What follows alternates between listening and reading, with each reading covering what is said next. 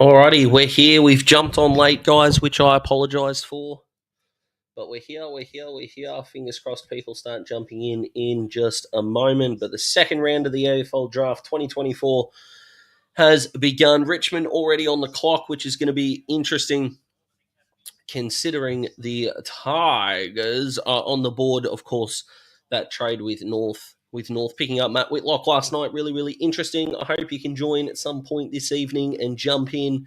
Apologies for jumping on a little bit later than expected. Damo's here, Shano's here, Noah is here. The last two, I should say, the latter two. Back in business, as is the draft. G'day. Keep filling off that draft chat, guys. I'm pretty sure clubs are going to be ringing Richmond excessively at the moment. I'm not sure whether they're going to trade both picks as they did last night, so I feel like Jack Whitlock or Job Shanahan is going to be the player taken here. I am reasonably confident it's going to be one of those. I don't know why they'd go at all here. I would consider maybe a key defender with Matt off the board. Would they take a reach on a Noah Mraz or even a Harry O'Farrell?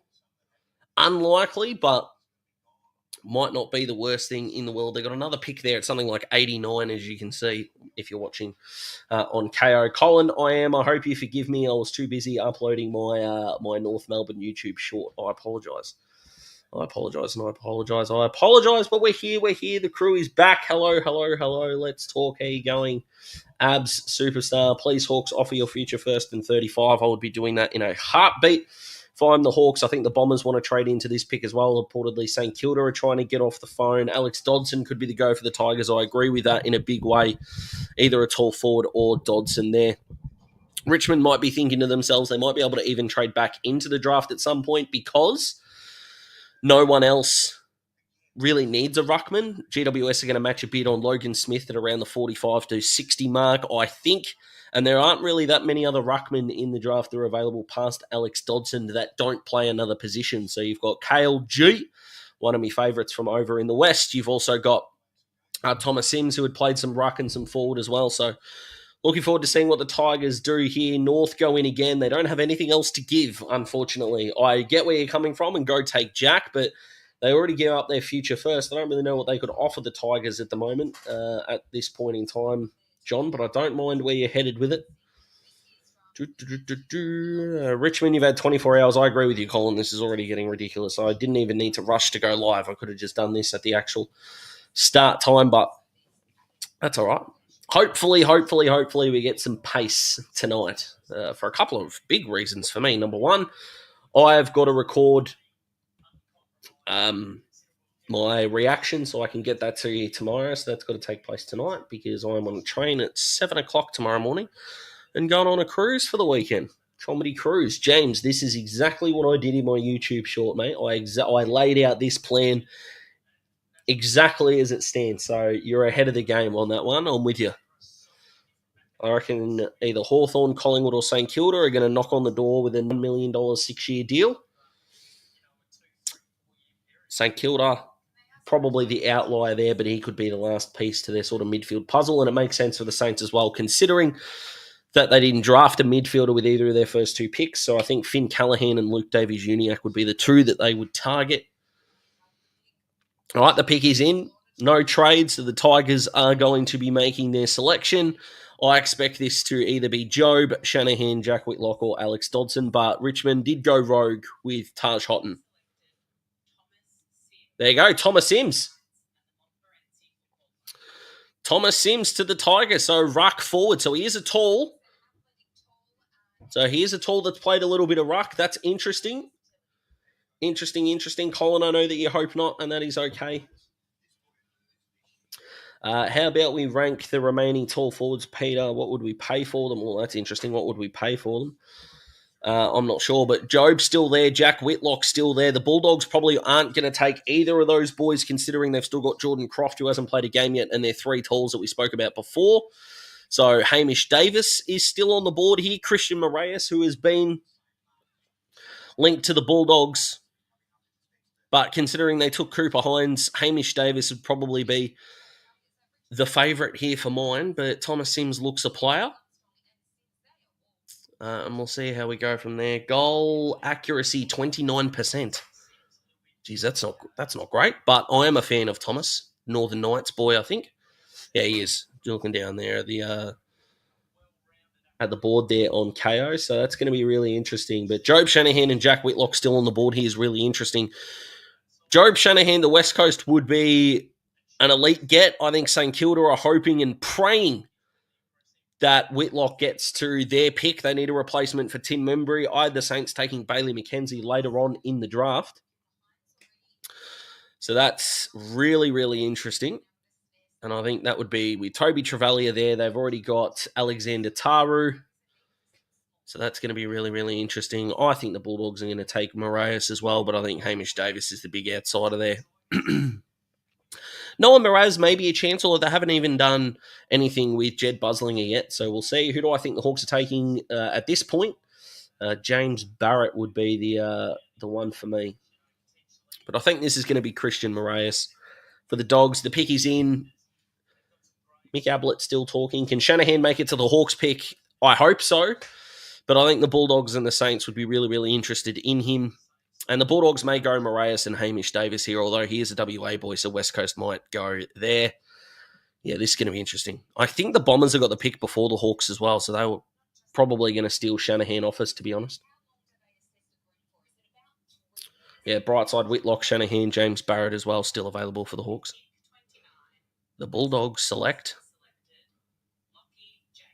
Locky Jaks at pick 29, the Geelong Falcons boy, the halfback flanker. Wow, love it. Bailey Dale 2.0. Do not mind that at all. Ho, ho, ho. Yeah, Geelong Falcons best and fairest winner. Yep, good pick. I like it for the Bulldogs. Clearly a run and gun type, so they probably hoping that Moraes makes it past the Eagles here. Hamish Davis still on the board there. I really like it. I had Jacques actually going to the Cats later on, but yeah, I'm a big fan. Big fan. Isaac Cumming as the plays like. That's not a bad comparison, actually. Thorn in the Cat's paw, that is. I like it. I like it. Yep, we love a bolter. We absolutely do. Yeah, brilliant. Love it. Congratulations to Locky. Don't get bevoed and end up in a forward pocket, Locky. That's the only thing that I will say there. Let LTH wants Jack Whitlock. Can't say that I blame you. If I had to pick between the two, I'm probably still taking Shanahan, but I like it. I like what Jack can do aerobically. You know, when you think of an aerobic tall forward, Jeremy Cameron's probably the one that comes to mind straight away, so I understand that in a massive way. I'm a big Barrett fan. Why? Just interested. I think he's got a trait that is hard to teach, and I think that is just nous. Nous for the game James Barrett's got. Can play at either end of the ground, so Hawthorn will like that positional versatility as well, so going to be interesting. Jack O should be named Jack Off. No, he shouldn't, because that's, as I said in the mock draft, that is going to be funny for the bad reasons. I expect Locky to get a cotton on deal in 3 years' time. Yeah, probably. Bailey Smith style. But 2 picks already, and we're about, how long are we into the stream so far? We are 8.5 minutes in. What is this? But I think it is Jack O, which is what he should be called anyway. Jack O. So we'll roll with that. Anyway, Oxbooks, the Scream movies or the Halloween movies. Scream for me. I do like some of the Halloween movies. I just think there are too many bad ones for mine. It would be, because, again, I don't mind how long a movie series is, but if there's too many that I would have to skip in a binge, not a great fan of that, to be perfectly honest. So we'll see how that rolls out. I don't think there's I don't think any Scream movie is a bad horror movie. There is one bad Scream movie, in my opinion, but I don't think it'll be... I don't think there is actually a bad horror movie in the Scream franchise. Style 3-3. Hey. Welcome. Pleasure to have you here.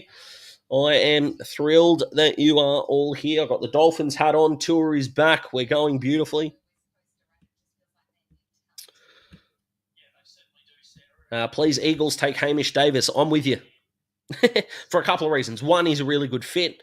And number 2, he keeps some players on the board. If Port Adelaide here end up with Joe Berry and Job Shanahan in the same draft, that's going to be crazy. But I think St Kilda and Port are going to take those 2 talls off the board, which leaves Hawthorn with a decision.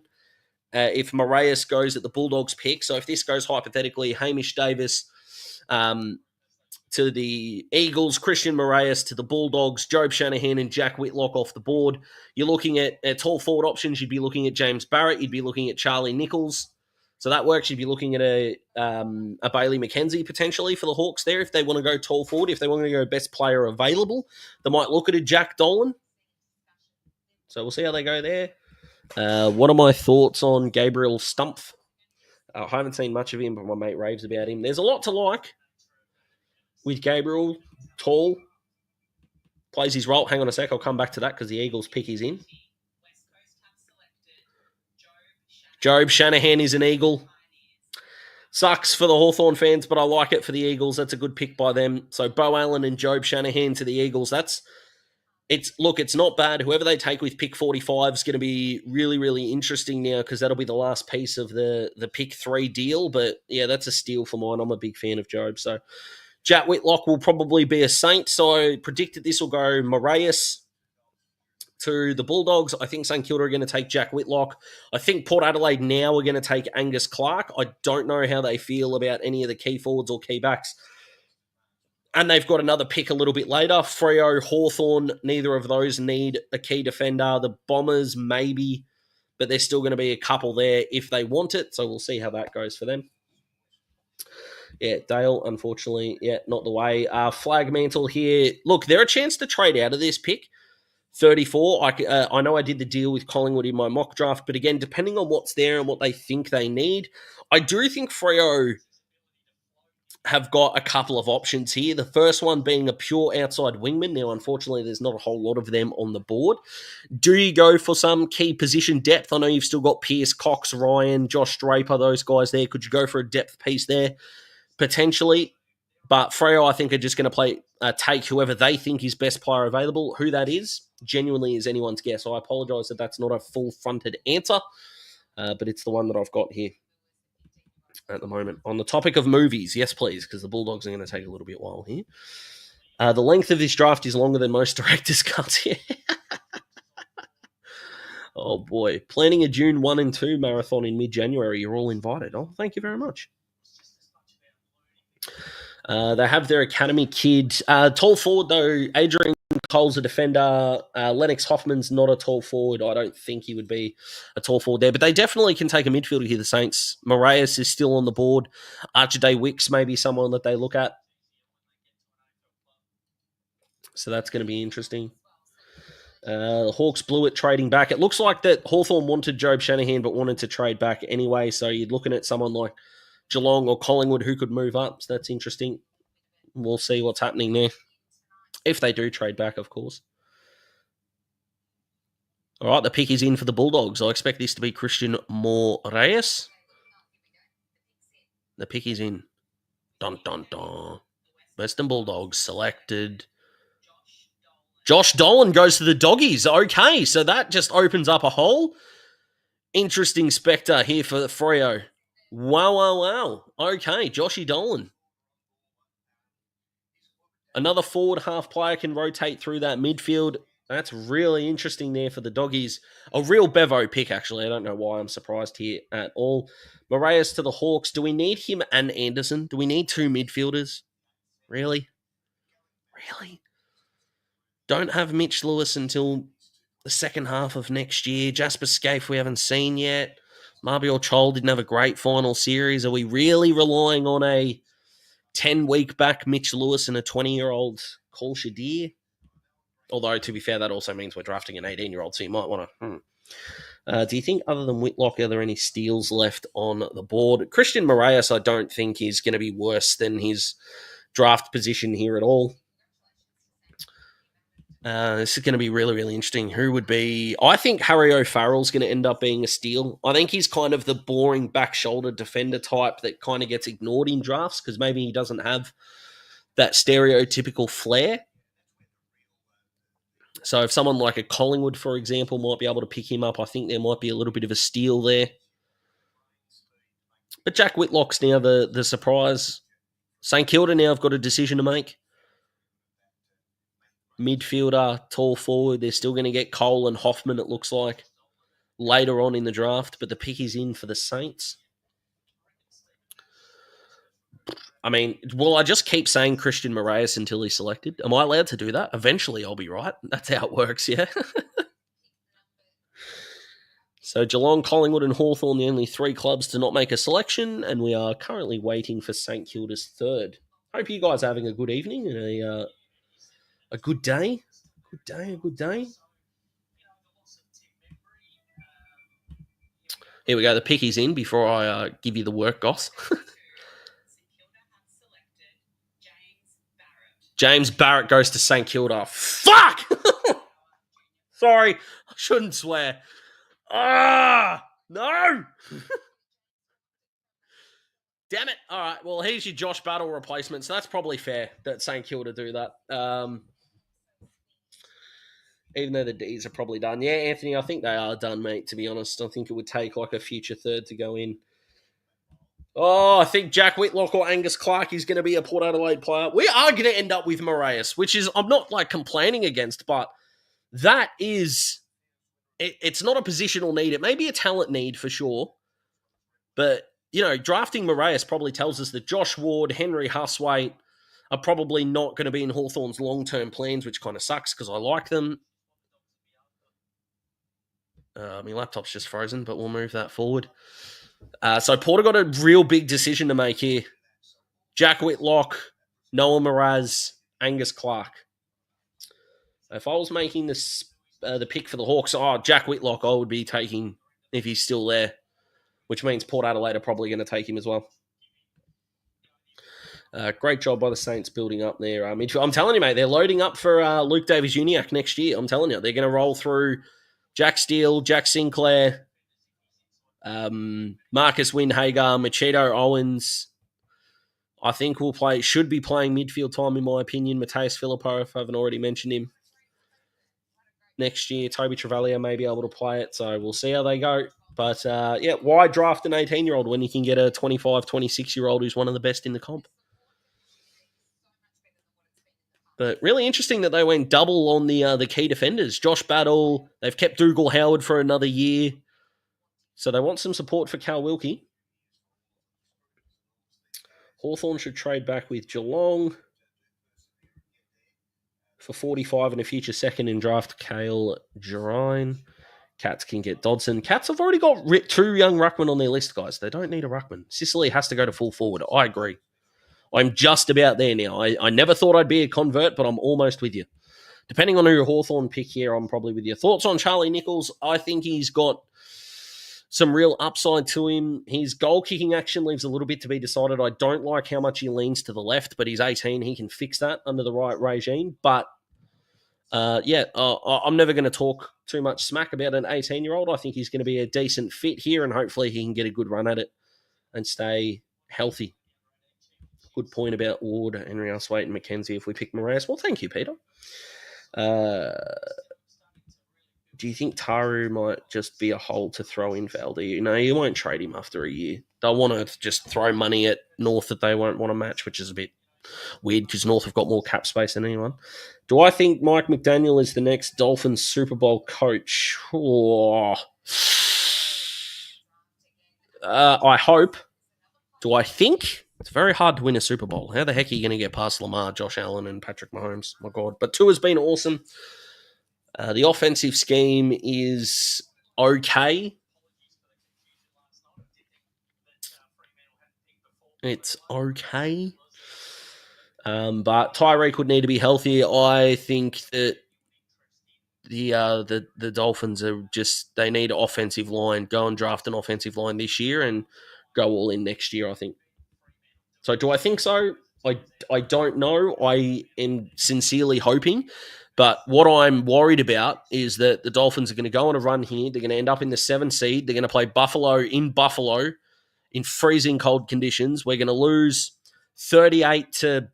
We're going to get pick 22 in the draft. We're going to get an offensive lineman who may not be one of the best in the draft, and then I hope that answers your question. Does Gunston get redrafted tonight, or is he on the rookie list? No, he'll go in the rookie draft.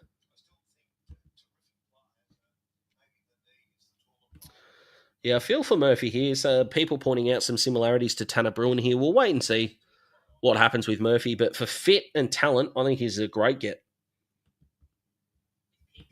Yeah, Mitch, spot on. Jack Whitlock is a Port Adelaide player. That's actually a great get if you think about it. Not sure what's happening with Todd Marshall's future. 200 centimetres, but they still don't have a number one tall, though. Like, because he's 18, it's going to take time. But Charlie Dixon's gone. Georgiades is kind of I think he's a second forward. Very good one. But I feel like he's more of a complementary key position piece than he is the guy you build around. And Jack's, with that light frame, and by no means is that a body shaming thing. Look at the size of me, for crying out loud.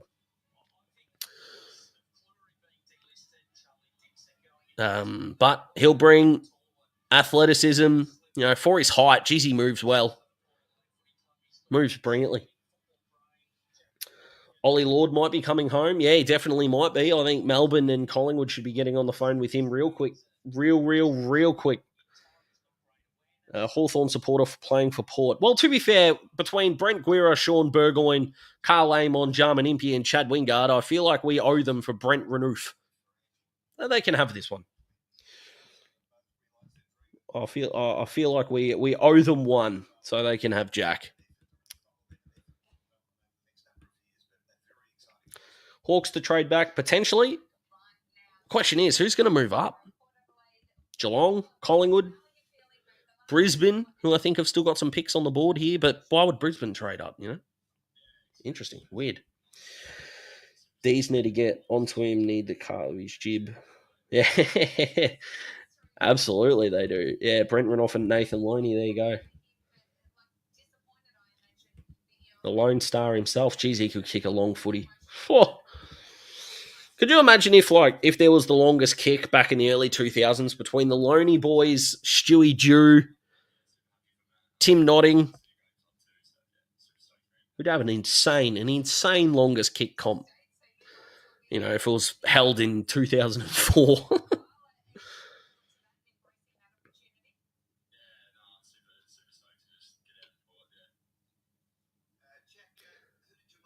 little shy on words there is Jack. Oh, how did I forget the Rockers? Come on, Daz, you're better than that.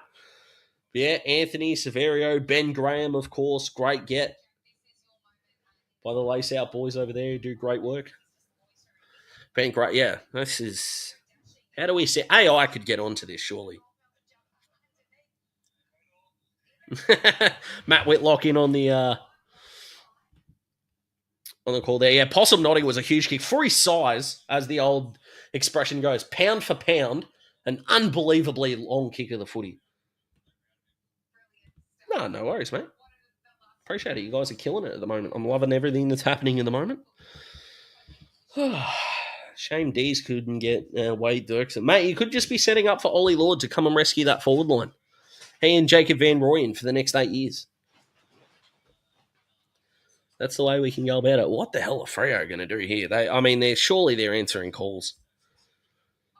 Who do they take? Angus Clark?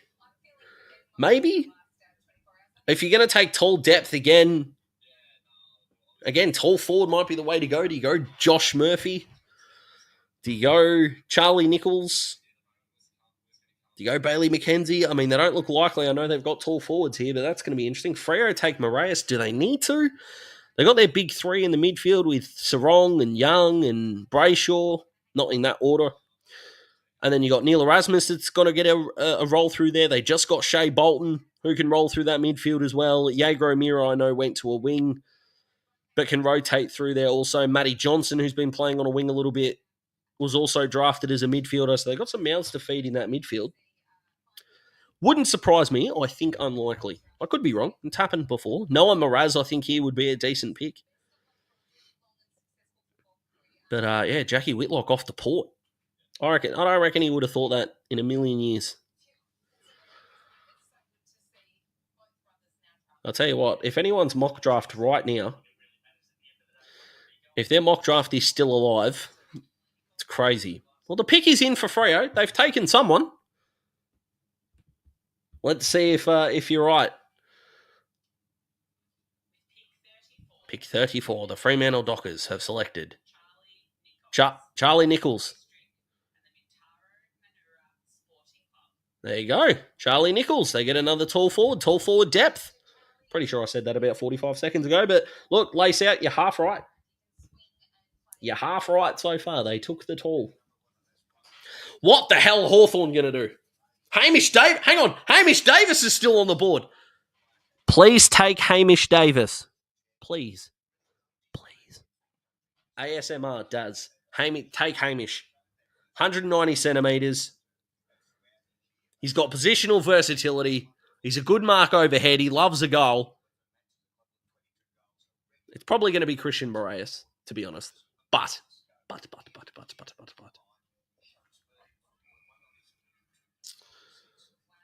Yeah. Interesting. Who knows? Good luck. Get your predictions in. But who knows? I'll tell you what worries me a little bit. Because I've watched a lot of these highlight packages as we've been talking here. What kind of worries me about all of these tools, quite a lot of these tools have played a little bit forward and a little bit back.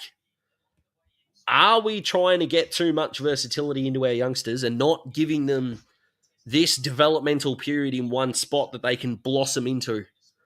Like Charlie Nichols there, bit forward, bit back. Matt Whitlock as well, a little bit forward, little bit back. You think of Daniel Curtin last year, nearly 200 centimetres tall, was playing back, was playing midfield.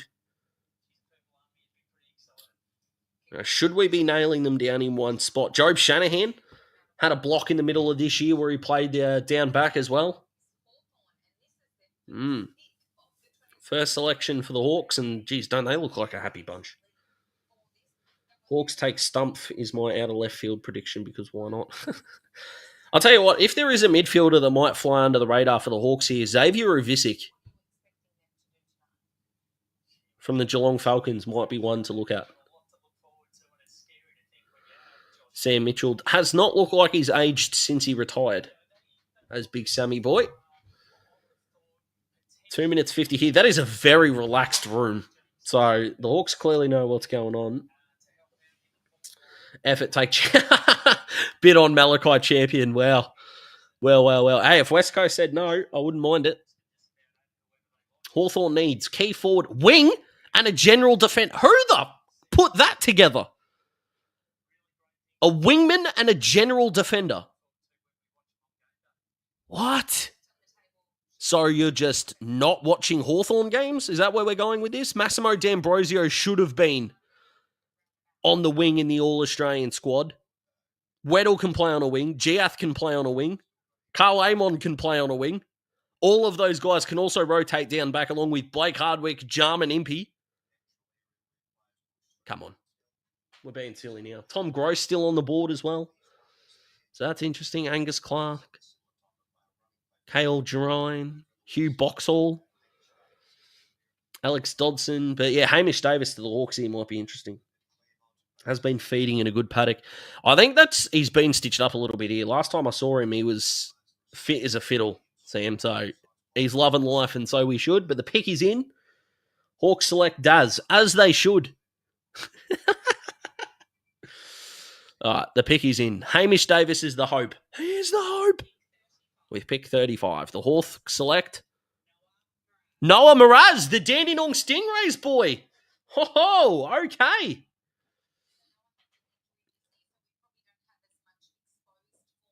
There you go. Another swingman. So you got the positional versatility there.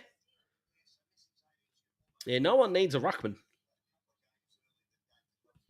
There you go. But yeah, this young man can play, mate. No doubt about that. Another key defender is really interesting. So Hawks might be really, really worried about Jimmy Blank's knee, is what that's telling me. Because considering we've still got Battle, you still got Barras. Hawks really don't want Sicily to play as a key defender. I don't blame them in that regard. You still got Frost.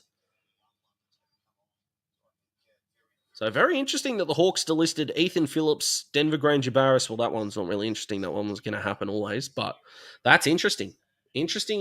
Yeah, I rate it as well. I like it. Noah, Jason, Mraz, yeah, just had to be either that or Ark, If you need a Mraz pun, I know a guy. There we go. That's the quality I'd be bringing to Fox Footy next year. Who, by the way, I'm just thinking about it, may not have liked that when the James Barrett pick went in, that I just shouted an expletive, but would I do that on television? Of course I wouldn't. But it's my channel, so we go with that. Yeah, I'm happy with that. I don't mind it at all. Don't mind it at all. Trust the Hawks in what they're doing. GWS obviously take Davis because they just love WA boys. You'd think so. But they've already taken 2 smalls. Ollie Hannaford, they've taken in Cody Angove. So they already took Harrison Oliver. So Angus Clark's probably off track here. Christian Moraes is an option here for the Giants. I really do. Tom Gross, if they wanted to go that offensively minded player.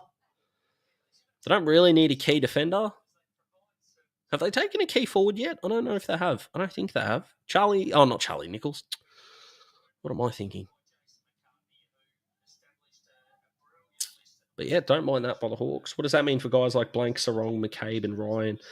I'm not sure about Bodie Ryan moving forward, but Luke McCabe's going to get time. I don't think Jai Sarong's going to be in our long-term plans, to be perfectly honest. Yeah, happy with that. Just glad we didn't pick a midfielder. You and I are on the same page. Yeah, hopefully. Here we go. Hang on, the Giants first. Jack Howe. He's a giant, 190-centimetre midfielder. Him and Tom Green are going to be a pretty decent pairing. But the midfielder there. So the Bombers have got an interesting decision here to make here. Hamish Davis is your Jake Stringer replacement. So that's more than handy for them. And then they can look at what they do with that second pick. So I'd be taking Hamish Davis here if I'm the Bombers.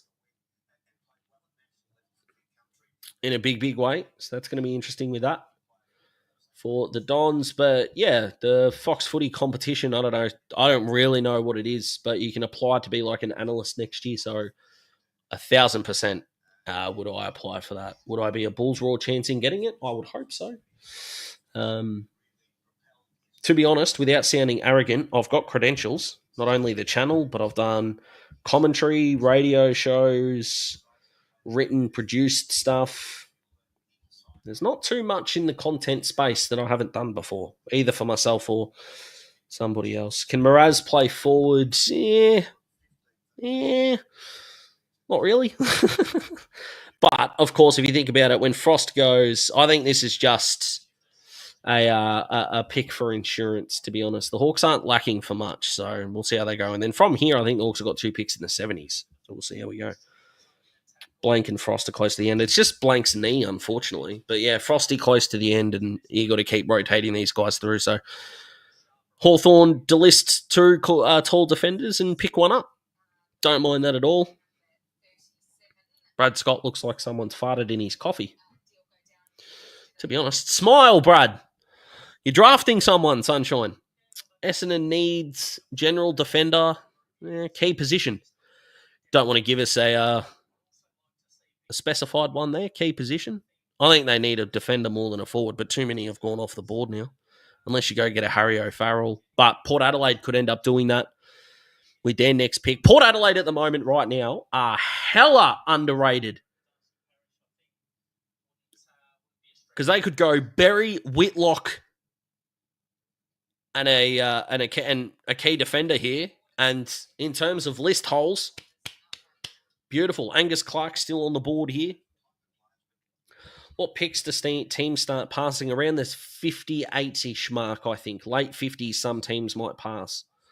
Or Brisbane could pass depending on what they're going to do a little bit later on. I wonder why. I'd love to know. I remember interviewing Mark McKenzie and I didn't ask him this question. Why are there 11 or how many? 8 people? I think there's a 9th down the back there. Why are there 9 people in that room? I'd love to know why. Daz does birthdays, bar mitzvahs, etc.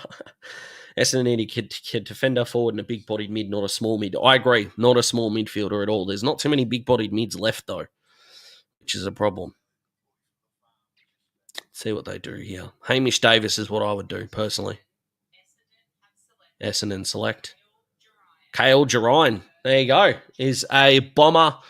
Tall forward, plays a little bit of ruck. Sam Draper, probably likely to be in an Adelaide jumper next year as well, so he can rotate with Nick Bryan, you would think. Don't mind that pick at all. It was this or date night with their wives. Well, that was silly. Do they just not like their wives enough? I love hanging out with my missus. She's the best. What a steal for the Bombers. Yeah, well, is 37 a steal for the guy ranked around 39 for Fox Footy? Maybe. Pretty athletic guy, but yeah, with a ruck / tall forward. Sam Draper being on Essendon's list now, I think, becomes a little less likely. It's a great rundown tackle on the footage, actually. Is he a full ruck? No, he isn't. He's also played a lot of key forward as well. Plays like Hayden McLean. There you go. I reckon I should interview. You reckon I should interview Adrian Dodoro? I mean, I'd love to. Why not? Yeah, I don't really know if interviews would be something that fits there. I'm not sure. Anyway, I'd love to. I would have loved to at a certain Hawthorn establishment as well. But anyway, Port Adelaide pick is in. Angus Clark or I reckon, or Hamish Davis. Oh, Christian Moraes goes to Port. Okay, not sure midfielder was a position of need, but clearly they had him rated highly, so love that for Christian. Was really interesting that he played a bit of wing in the national championships there. So, do Port Adelaide think that he and Will Lorenz might be the wingmen of the future? Kane Farrell as the free agent coming into this year, probably the most underrated free agent on the list, Kane Farrell for another club. So could someone that's a little bit on the outside be the answer? Not sure. But clearly Port Adelaide wanted best talent available, and he is that. Had a game this year where he plays like Ben Keys. I'm not sure I agree with that, but okay. But he had a game this year in the Talent League where he had about 24 touches and kicked 5. So that's interesting. Do you think the Hawks can trade back in for Hamish Davis? I mean, they can. Obviously, they can. Will they, though, is going to be interesting. I think we've had one pick trade so far. Pommy and Oz booed the Hawks when we took Mraz. Well, he would have been the perfect fit at Carlton, so he'd probably be wanting Harry O'Farrell, I reckon, the great man. At 40. Oh, Christian's in tears. How good's this? Oh, what a gun. I love that. Brilliant. I love that. Brilliant. Well done, Christian. So happy for him. Would take too long to negotiate a time and meet with the door. Luckily for me, I'm very flexible with time most of the time. Most of the time. So that's all right.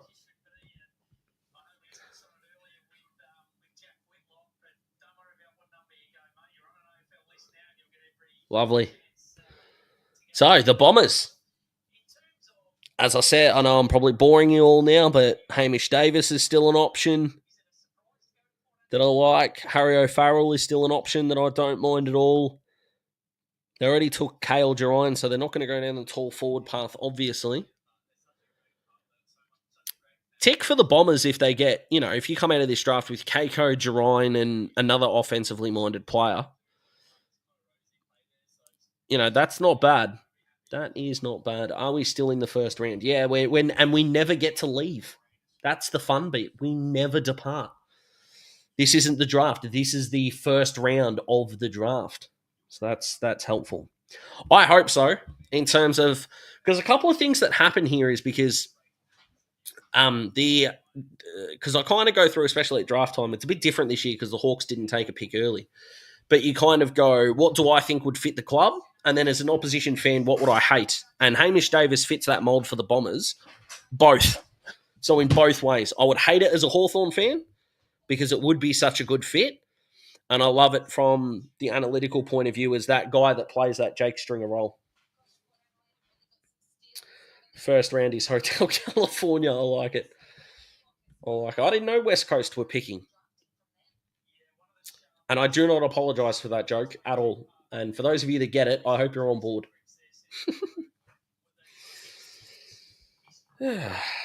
All right. Oh, by the way, For everyone that's jumping on as well, we get more debates between the office at work and then the discussions with me and my better half.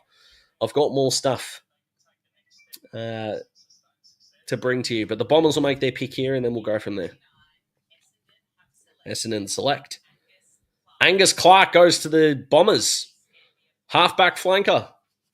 Interesting. Okay. Yeah, Peter, I agree with that. If we've picked a defender, the Hawks must be confident about Lewis. I agree with you on that, for sure. Good thought, good thought. Where was Josh Dolan rated before the Bulldogs pick? I don't think I heard many talk about him that much. So around the 45 to 60 mark, Joshy boy was. He was on my list of unluckies in my mock draft personally. But silky player. And something that he's got that I think is quite underrated compared to some other draftees is he's good on both feet. He's a left and right foot kick. So there you go. That's now the second player to be like a Jordan Ridley type. So if he and Luke Traynor both play like Jordan Ridley, why is Angus Clark not a key defender, but Luke Traynor is? Someone explain that to me. Interesting.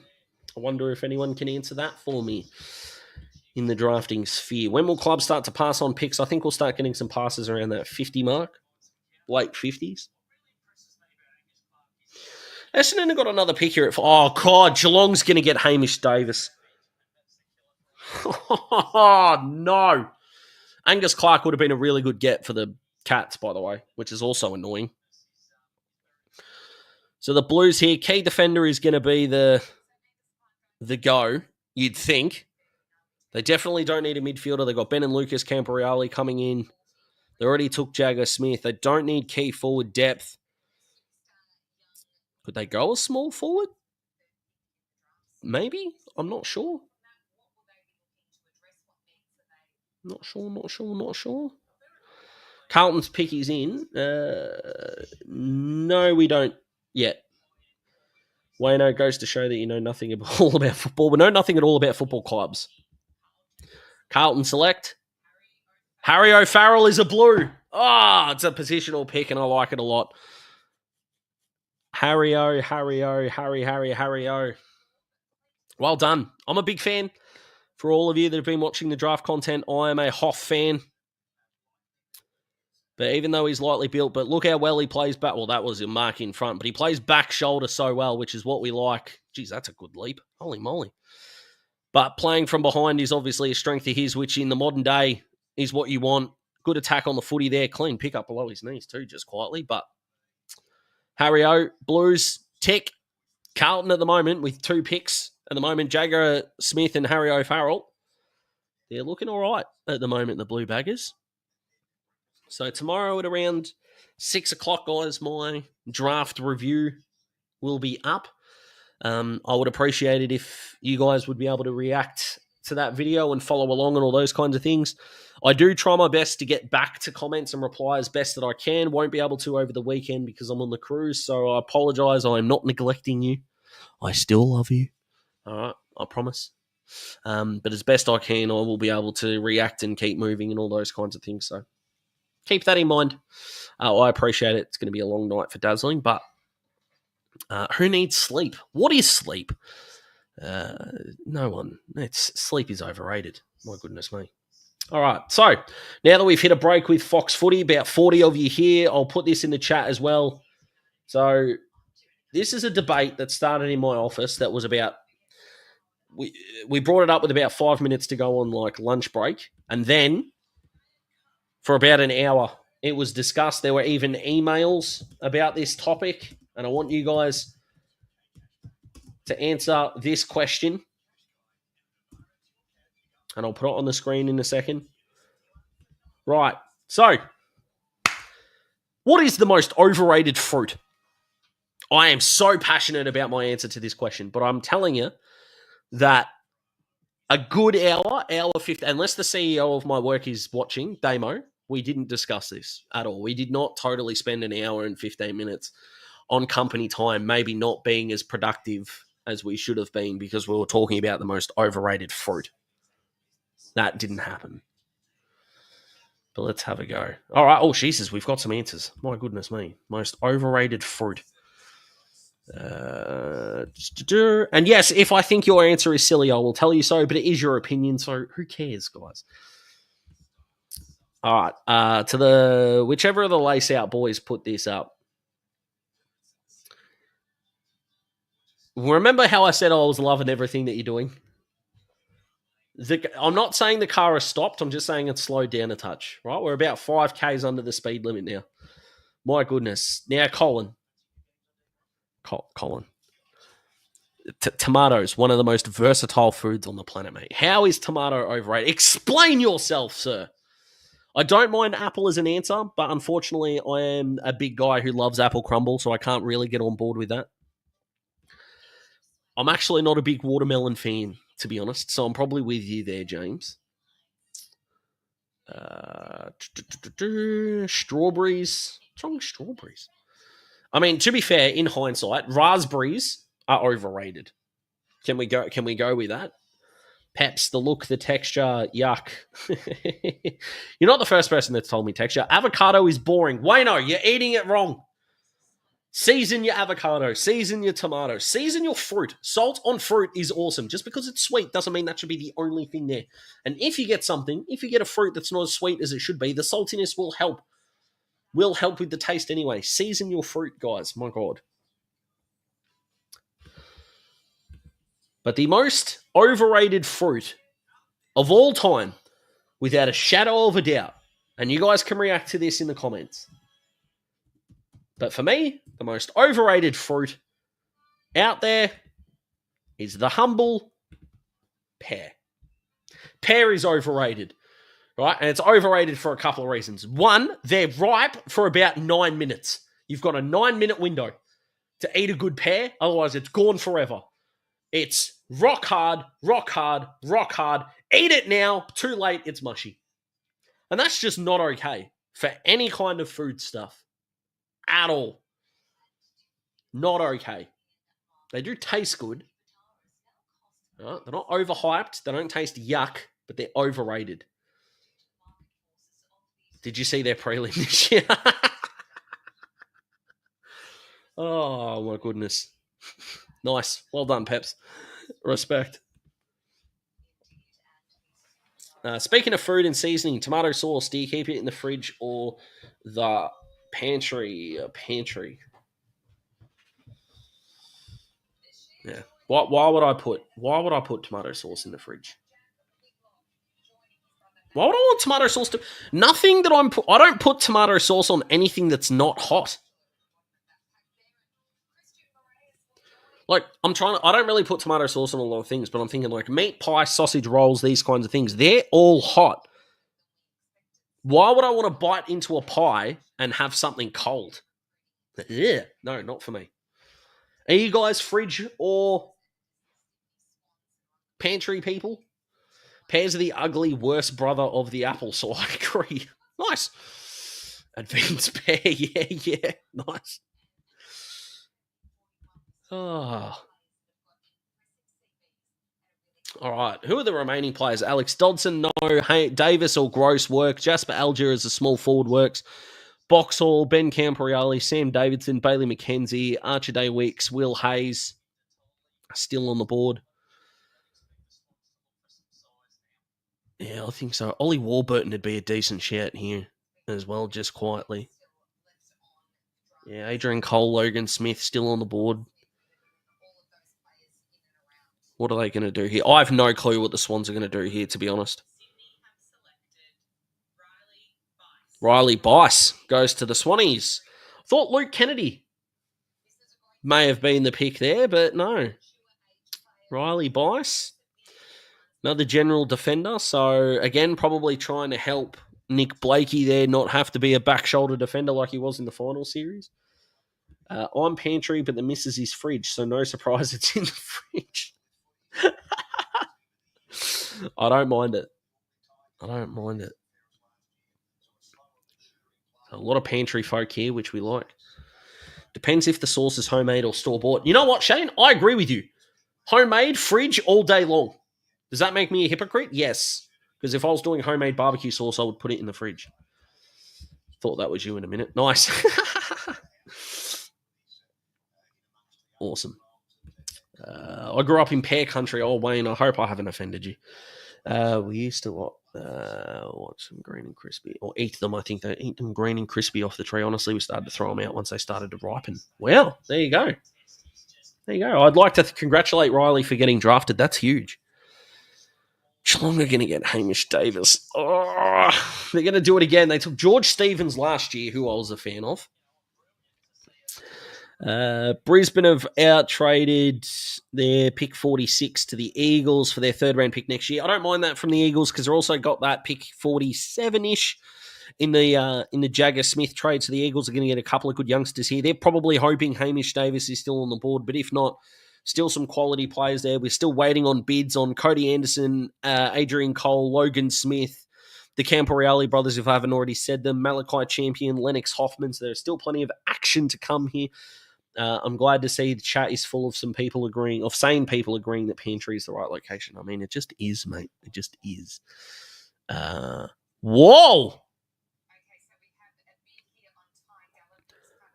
Ty Gallop. The Brisbane account. Okay, forward. Okay.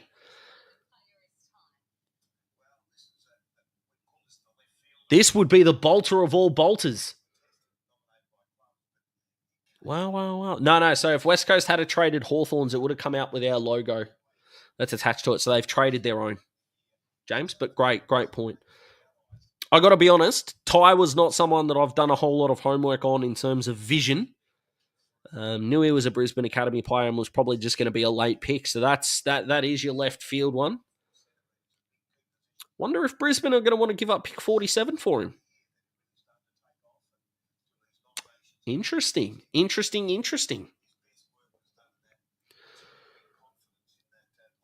Dun, dun, dun. So Riley Bice to the Swannies, Ty Gallop to either Geelong or Brisbane here. The club coming up that I'm really interested in what they do here is going to be Collingwood. Not a whole lot of key defenders on the board, which is what they need. Could they go a tall forward? Bailey McKenzie, potentially. We've got another trade in. So who's this? Gold Coast. Okay. So Gold Coast have traded out their third-round pick next year for 47. Not a whole lot in that. Who gives the stuff? So Brisbane have traded out of the pick it would have taken to match the Ty Gallop bid, and they're probably just going to use some later picks to pick him up. You know, they picked. Oh yeah, the Cats have done their homework. Don't get me wrong. That's absolutely they have. Yeah, bloody oath. They've done their homework for sure. But Brisbane would gain pick 66, lose 49 and 66. So they get an extra asset next year to Brisbane and they'll still get their man. So I don't suspect that they would have done this trade if they weren't matching the bid. So Ty Gallop being a Brisbane player works. Hopefully he can get a chance next year with no Joe Danaher there. Obviously, they've got Eric Hitwood, Logan Morris. They've got Zach Ostelski, who did play more back than forward last year. 2 years ago in his draft year, I should say. You've then also got Luke Lloyd, who they drafted last year. So a bit of young depth there for the Lions in their key forward department. This is a big decision for Brisbane. But why would you trade out pick 47 if you weren't going to do this? Well, this is real interesting, real confusing. I'm not really sure what's happening. They've now also traded out pick 49 to the Bulldogs for their third-round pick next year. There should be a time limit on this bid. This is a joke. Pick 42 is now taking 11 minutes. My God. They just traded 49 too, to the Doggies. Saw that. Yeah, this is crazy. Crazy. Well. All right. Come on. Hurry up. Where does the Hawthorn pick leave James blank? Is he in more of a worry? Yeah, the knee is a massive worry. Yep. It is. 100% it's a massive worry. Riley.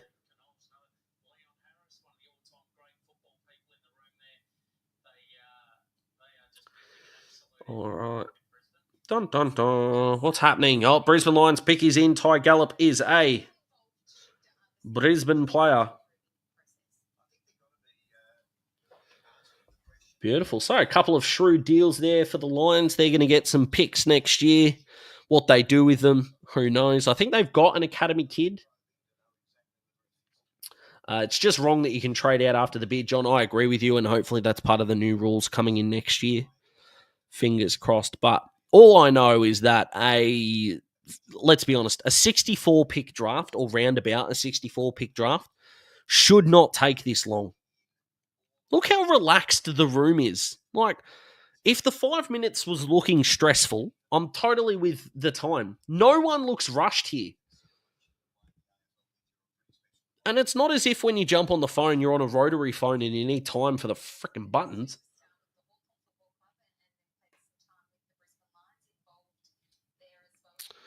Yeah, we know the pick is in, for crying out loud. Imagine being a Bombers fan right now and just being like, can this hurry up so we can do this? But Brisbane have matched the bid and we can move on. Hopefully. This hasn't been the greatest 2 minutes for the stream, guys, so I apologise, but not a lot happening at the moment. If anyone knows the answer to this question, can you answer it for me? Why is Andrew Dillon not doing this? I'm not saying that the is it Laura Kane, I think, who's up on the screen at the moment. I wonder why Andrew Dillon only does day one. No idea, but it's just a thought. Essendon is tonight's equivalent of Richmond, so many picks. Yeah, with the deals that they did, which I don't mind, they might be able to be a trade back party for the Bombers, so that's going to be really interesting. So we'll see how that goes, but that's all right. There you go. Ty Gallop was outside of Fox Footy's 100. Like, wow.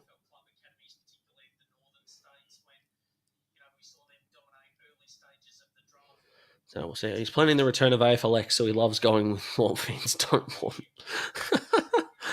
Wow. Yeah, the interesting thing is that the AFL have got, look at the record crowds. Everything we're doing is working. And you're thinking to yourself, do you know how much further it could go?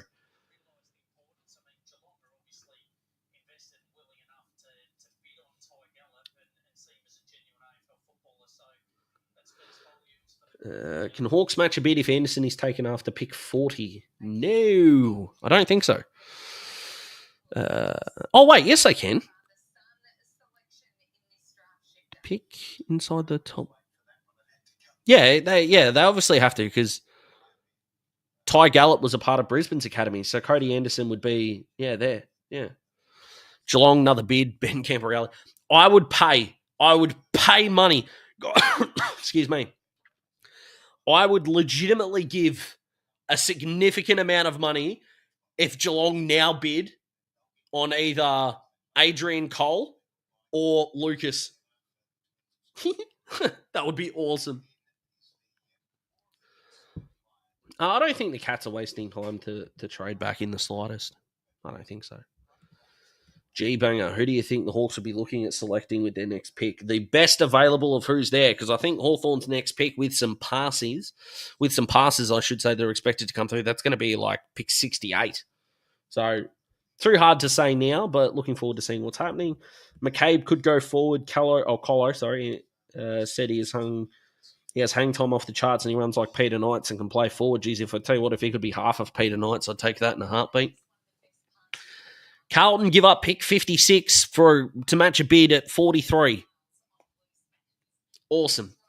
If the Saints got Boxall at 53, that would be huge. Yeah, I do like the combination with him and Lennox Hoffman as well, because he's lightning quick. He's Hoffman. So, yeah, Boxall's a good pick. I rate that. Apologies, I have no idea how to pronounce your channel name there, my friend. But Carlton have matched with Ben. I want Geelong to do... I know this isn't a great time for the stream, guys, but it would be absolutely hilarious if they just went on a bidding spree.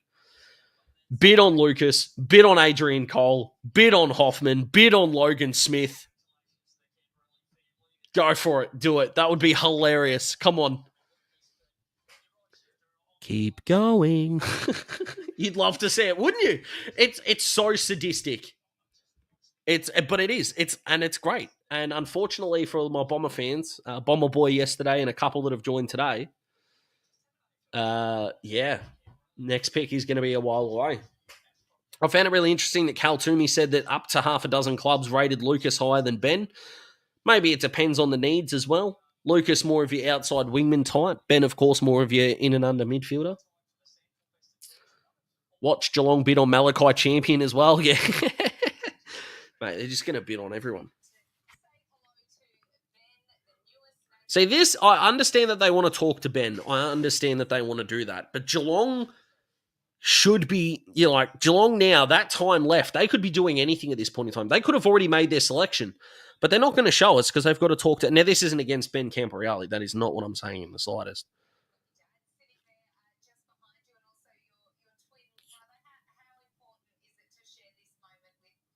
Well, now Lucas is feeling at the moment. Can't wait to see a little bit of McCabe. Yep. John, you're not blind. Tom Gross is still on the board.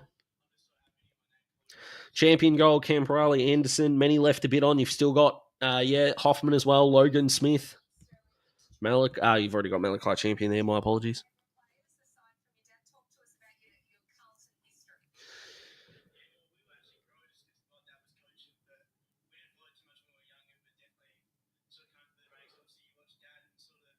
Interesting that Ben and Lucas weren't really big footy fans growing up. That's interesting.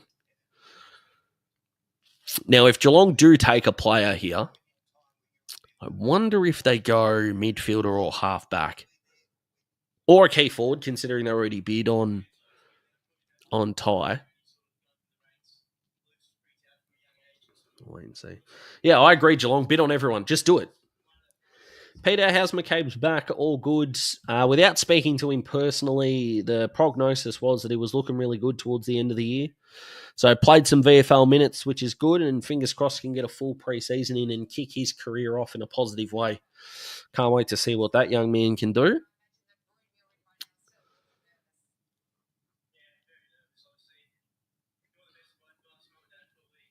Oh, there you go. I wonder if he's the first player to be drafted at the spot. Essendon have just taken out their future fourth and pick 45 for a future second to St Kilda. Ho, ho, ho! St Kilda. Interesting. So clearly Geelong aren't bidding on Cole, although that would be hilarious. I'm not going to lie. But a future second next year for the Bombers, that's still huge too. They still need 2 drafts before they're a contender, surely. So that's a good get, a good trade, a good bid for the Bombers. Rate it. Right, the pick is in. Hurry up. Let's go. Come on. Come on, come on, come on, come on, come on. Not yet. Jeepers creepers. Do you think I should do this draft live stream with someone on screen next year? Maybe to bounce off of, maybe. Smithy, you available?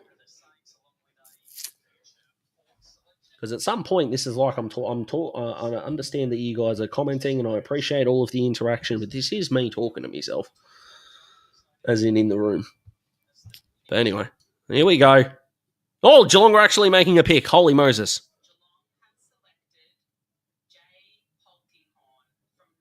Geelong have selected Jay Polkinghorne from Norwood.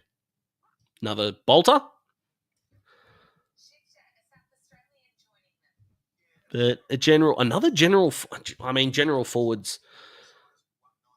But 191 for a general forward. So they didn't go the key forward, which I thought's interesting. I know they still got Shannon Neal down there, but outside of that, not a whole lot of options for the Cats moving forward. So I guess we'll wait and see what the Cats do. But they've entered the draft with a bit of a bang here. St Kilda.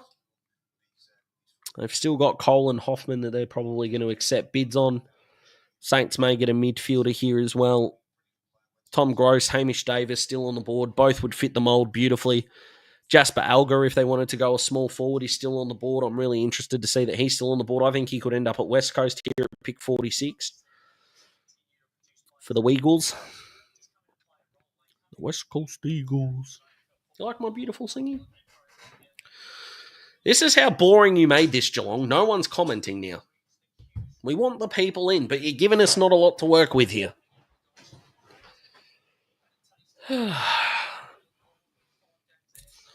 So the Saints, you traded up. They've made their choice. At least this room looks like an open conversation. I'm all right with that.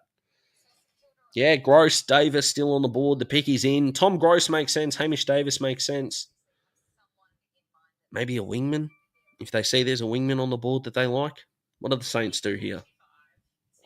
St Kilda have selected Hugh Boxshall. Who called it? Someone called it. I'm going to find it. Hey, there it is. Would be huge. Love it. Great pick. Love it for the Saints. Very good midfielder. Good pressure midfielder as well. Oh, there you go. It's on there on the screen as well. But good disposal numbers, good contested posse numbers, ground ball gets, score involvement. So he'll add a complexity to the Saints midfield moving forward. Well done. Well done.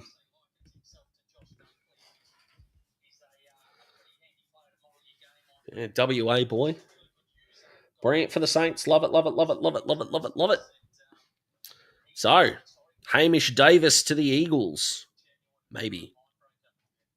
Maybe. A big, big, big maybe. Do, do, do, do.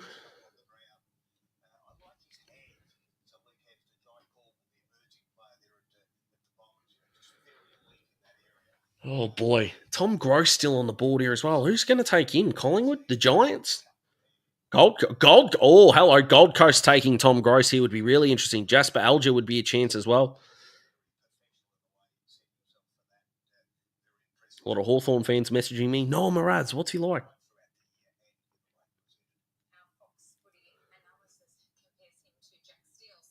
Jack Steele being the Hugh Boxshall Fox footy comparison. Interesting. Who should the Hawks take next at? Mate, it's going to be about 20 picks away. So I'll let you know when I've got some more data to run off of. Alex Dodson still being on the board's really interesting. Really interesting. Could he be a pie outside of Darcy Cameron? Not a whole lot of ruck depth there.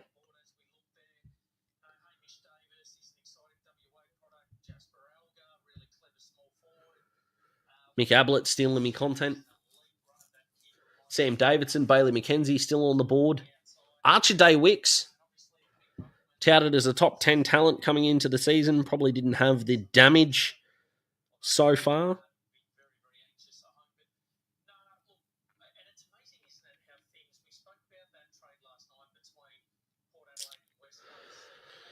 Right. We're not hitting a wall. We want some things to happen. Jackson Artemis. Zack Johnson, my man, the Northern Knights boy. Oh, yes, please.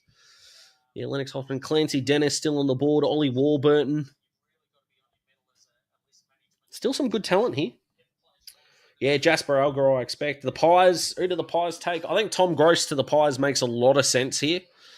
Or Jasper, Jasper Alger, no, probably not. But I think the Pies could take Alex Dodson, to be honest. What did Essendon do with their pick, Bomber Boy? They traded it and a future 4th round pick for St Kilda's 2nd round pick. So they took Kale Gerreyn a little bit earlier and then traded that and a future 4th for St Kilda's 2nd. Good deal for the Bombers. Good deal.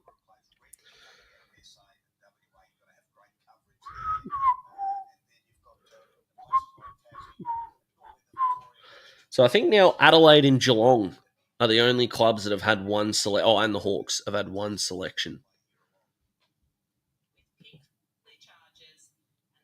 which is interesting. Tommy Gross to the Eagles. I like it. I rate it. Yeah, bargain buy, offensively minded player. They wanted that, even though they got Matty Owies in the draft. Great fit for the Eagles. I like it. I like it a lot. He's one of those guys that, unfortunately, with the way that the AFL system works, if he was 5 centimetres taller, he probably goes 20 picks earlier. West Coast winning this draft by far. That's an interesting call. Definitely made astute picks so far. Hopefully Bo Allen's a good fit. But I like what they've done so far, the Eagles.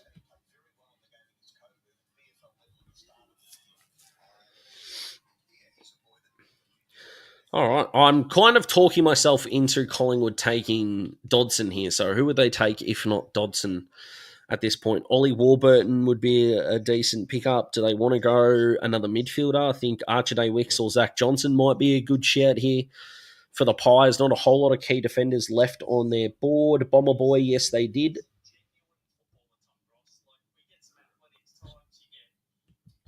So Tommy Gross, off to the Eagles. I think they've done a really good job so far, the Eagles. So that means that pick 3 trade for the Eagles, so they traded Jagger Smith, because that's who Carlton picked up, for Matty Owies, Liam Baker, Bo Allen,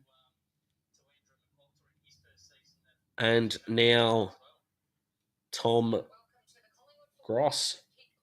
Boy, oh boy. Clancy Dennis, but I'm hoping he slides to North. Yeah, he's got some fans, Clancy Dennis, quite a lot of them. I'm not suggesting I'm not one of them, by the way. But he's got some fans, and I don't blame them. Talented player. The pick is in for the Pies. Here we go. We've got some pace. They've bid on Joel Cochran, so the Swans will pick up the key defender at the cost of 54 and 87. And they'll pick up 65. Yeah, don't mind it. Key defender for the Swans. So that works. Was the best at the 2 kilometre time trial in the draft combine. Now, there were quite a few players who didn't compete in the draft combine, but clearly a good athlete. I don't care who you go up against. People your age and you're 195 odd centimetres, and you can win the 2K time trial, you're doing something right. But again, we're at pick 47. You give up a pick 7 picks later and a nothing pick, and you still get one a round later. I'm glad it's changing. It's not changing a lot, I don't think, but look, it might. It might not. We'll see. But the Swans match the bid. Stacked up in next year's draft, but I'm not sold on the decision. Well, Bomber Boy, riddle me this, my friend. Who would you have taken that's still on the board? Would you have taken Gross? Would you have taken Boxhall?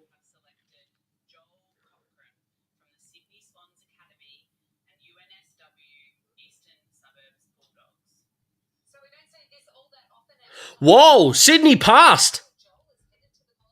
Joel Cochran's a pie.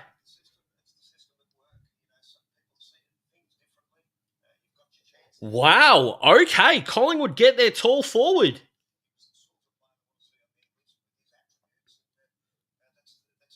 That's a great get for the Pies. I like that a lot. The question is why? What does Sydney know? Why did they say no? An aerobic athlete. He may not be a great kick, but he's a fullback for crying out loud. Plays like Luke McDonald. Luke McDonald's not a key defender.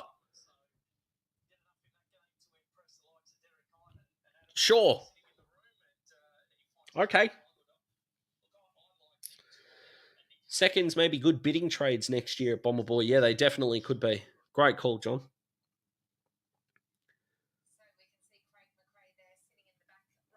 What do West Coast do here? Interesting.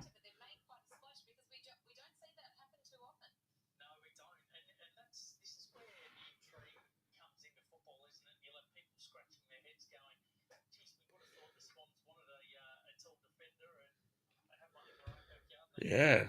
Sydney do need a key defender. Mick Applett's right. Wow. What time is it? It's already 8:30. 8:30, and we've gone through one round. 18 picks in an hour is not okay. 18 picks in an hour and 15 minutes. 19 picks. Plays like Luke McDonald. This is why you should get a gig at Fox Footy does. Thanks, James. I'm so confused though, because I understand not wanting to compare every key defender to Dustin Fletcher and Alex Rance, but Luke McDonald's not a key defender. Like, it said on their graphic, it still says it, key def. If Luke McDonald plays key defender at North, they're really in trouble. Discount dropping to 10%. I did hear that, and point stop having a value after 54 instead of the 70s. Oh, look, that's better. I don't mind it. I think one of the rules is as well is that you have to give up a pick in the round that they're bid on. I know that was talked about.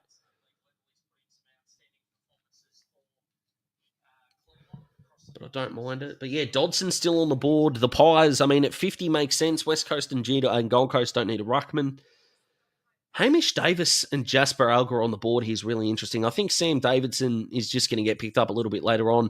Bailey McKenzie, who needs a tall forward? Collingwood does, who are up in the next kind of picks. Ollie Warburton's one, I think, that stands out to mind. West Coast Port and the Dons have had a great draft so far. They've done well. Hamish Davis here and West Coast have officially won the draft. I agree with you, Abs. Just about, yeah.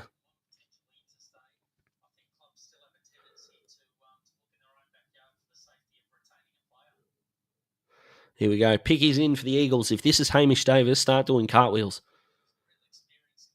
Dun, dun, dun. Come on, Eagles. The West Coast Eagles. I think they're the only team that I've sung the song for the entire draft. Hamish Davis. Come on. With pick 48, the Eagles have selected Luca Grego from the Western Jets. Interesting. All right. Back flanker. He's got that positional versatility, though, which helps. Good Coates League form, which we like. Yeah, Grego. Interesting. Yeah, Acidity, I agree there for sure. But Hamish Davis still there is crazy. I do like the fact that the Eagles are targeting some versatile players, which is nice. Players like Harry Perryman, worst players to be compared to, so that's all right.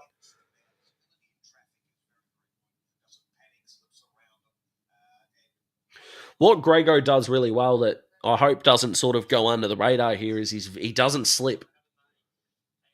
It's hard for him to go to ground, so that's obviously something that the Eagles will identify as something that they want to do. Is Hamish Davis going to be there for Hawthorn's next pick? He might be. I think Gold Coast take Jasper Alger here, to be honest, but I'm still thinking more positional needs. Hoping Davis doesn't slip to Geelong, probably. Thoughts on Hoffman? Been told he's good, but haven't actually seen anything. He's lightning fast, so that helps. Cooper Bell being bid on here. The Giants, key defender. The Giants don't really need a key defender. They lose pick 93. Well, that'll keep them up at night.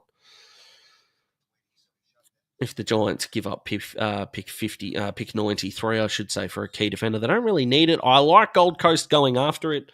If GWS do match here, I imagine that they'll probably bid on Adrian Cole as well for that key defender position before settling on what they might do. So we'll see here. These left field bids are making it interesting. Yeah, it really is.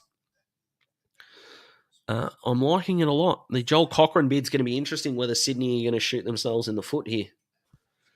My man Kai Broom, not happy with what the Eagles had been stirring up. Sorry, the Swans, not the Eagles. The Swans. I wonder what's going to happen there with Joel Cochran. Yeah, a couple wild bolters, but we love that. We really, really do. We love the fact that no one's right. And I'm not saying that as in a don't watch draft content, but makes it fresh, makes it interesting. See, hang on. I want to go back to that Gold Coast room now. And GWS pass on Cooper Bell. Cooper Bell plays at Belconnen. That's kind of hilarious.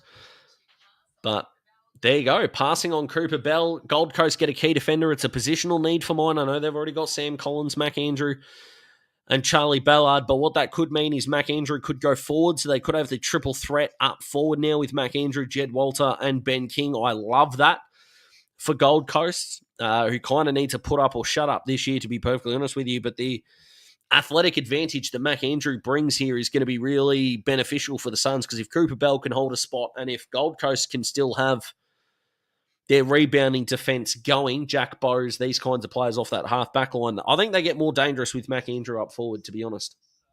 I really do. Could the Hawks take 3 picks? Absolutely they can. Yep.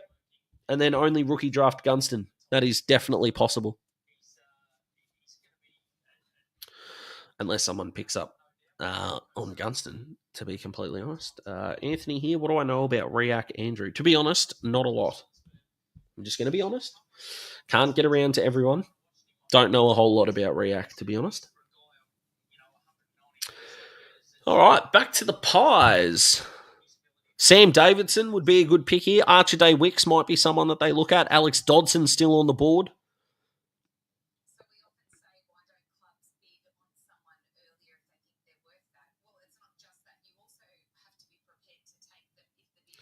Those Gold Coast polos look fine. Yes, again, the yellow. We said this yesterday, Acidity. My man, look at the red on the black in the background. Looks awesome as well.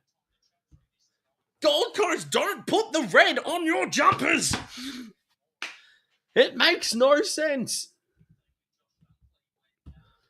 Yeah, Dodson is pretty crazy to fall this far. And Hamish Davis, to be honest with you. Hamish Davis to the Pies works.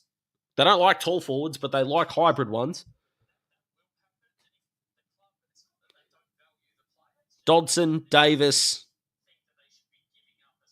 Archie Wicks. One of the D's. Triple D. For the Pies here, I think. I apologise, this may not be as exciting as last night, guys, but I hope you're enjoying yourselves. Charlie West is a Pie, the South Australian boy.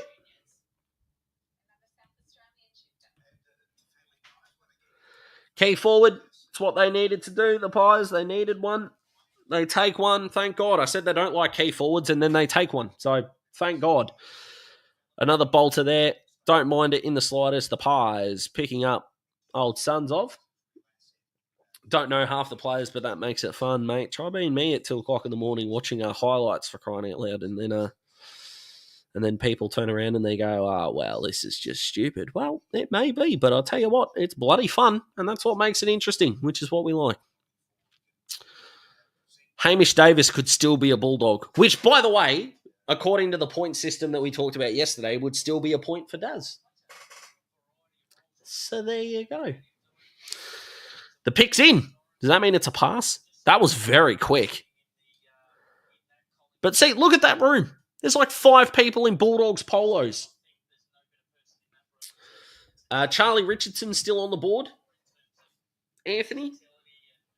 Not a whole lot left after that, though, unfortunately. But Charlie Richardson might be a guy that clubs look at. Hamish Davis here, I think, is the guy. I don't think they go small forward. Jasper Alga. Sam Davidson goes to the Dogs. That's a Bevo pick. It's Bulldogs or Geelong. Go with the mature age player. Good on you, Ben. Sam, I should say. Sorry, not Ben. What the hell am I thinking? Sam. Richmond's VFL side and dominated. And Hamish Davis is going to be a cat, and all the Hawthorn fans are going, "Argh!" I'm totally with you. Yeah, but the JJ Liston Trophy, 5th placed Sam Davidson. Wonder if anyone's going to take a chance on the Werribee captain, Dom Brew. 27 years old, but he would make an impact early. Think he is Sean Manners of the world. Dom Brew may end up going to the Cats. You never know. Surely Geelong pick Ivisic. Yeah, they definitely could. Hamish Davis, I reckon. Geelong hit to bid here on 3 players. Adrian Cole would be a good fit at the Cats if this is what they want to do, just quietly. I was a bit surprised to see the Hawks pass on Moraes. What do you think of that? Don't mind it. Hawthorn don't need a midfielder yet. Odds are the Hawks are going to take Cody Anderson. So there's your one midfielder. Noah Mraz, I'm very, very happy with that. No problem there for mine at all. 36 of you still here. It's pick 52. And there's 36 of you still here. Amazing. Dodson to the Cats. They just don't need a ruckman. Who's left for Geelong to bid on? Hoffman, Cole, Champion, Lucas Camporeale. Probably some weird pick at Brisbane that no one knows about yet, like Ty Gallop.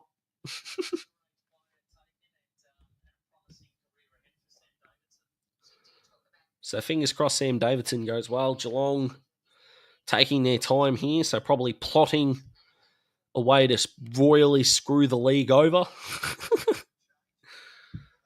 Was I surprised to see Charlie Clark delisted? Yeah, I was surprised to see Charlie Clark delisted, to be honest.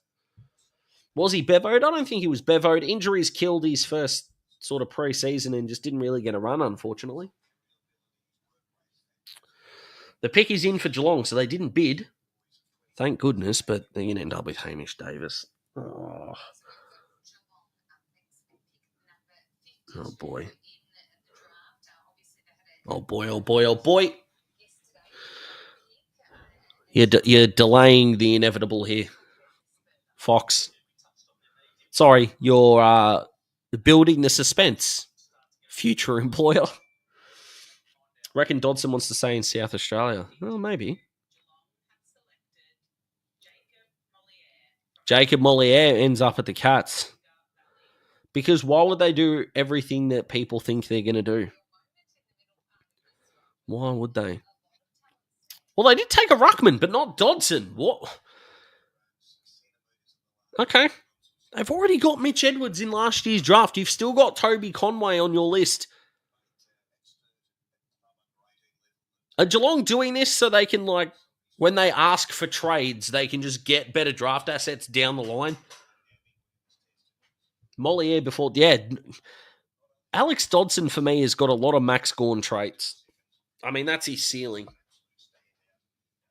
Collingwood could still take him here at 55. I think the Saints got... No, the Saints lost. The Saints could go Dodson here, to be honest. No one's bid on Cole or Hoffman yet. Wouldn't mind that. Hamish Davis to the Swans or the Pies or North make a lot of sense here. 55 North, 56 I should say, North Melbourne. They've already got Matt Whitlock. They've already got Finn O'Sullivan, so they'll probably want to take best talent available, whoever they think is on the board. Bailey McKenzie, Will Hayes already there, Ollie Warburton, Clancy Dennis. A lot of North fans that I know are big fans of Clancy Dennis. So we'll see what happens there. But St Kilda, Bailey McKenzie makes a lot of sense for the Saints, to be honest. Dodson, Alger, and Archie Wicks. Yep, rate any of those. I'd be picking Alex Dodson here if I'm the Saints. Alex Dodson! Woo! There we go. Daz, winner, winner, chicken dinner. I'm the only one that cares. But that's okay. That's what we love. Well done, young man. Sturt, ruck. This, if we're talking steal so far, this could genuinely be my favourite steal at this point in time. Like I said before, I think his Max Gawn is the ceiling, of course, but in terms of his traits, I'm all for it. For anybody who's seen Jurassic Park, Dodson, we've got Dodson here. Nobody cares.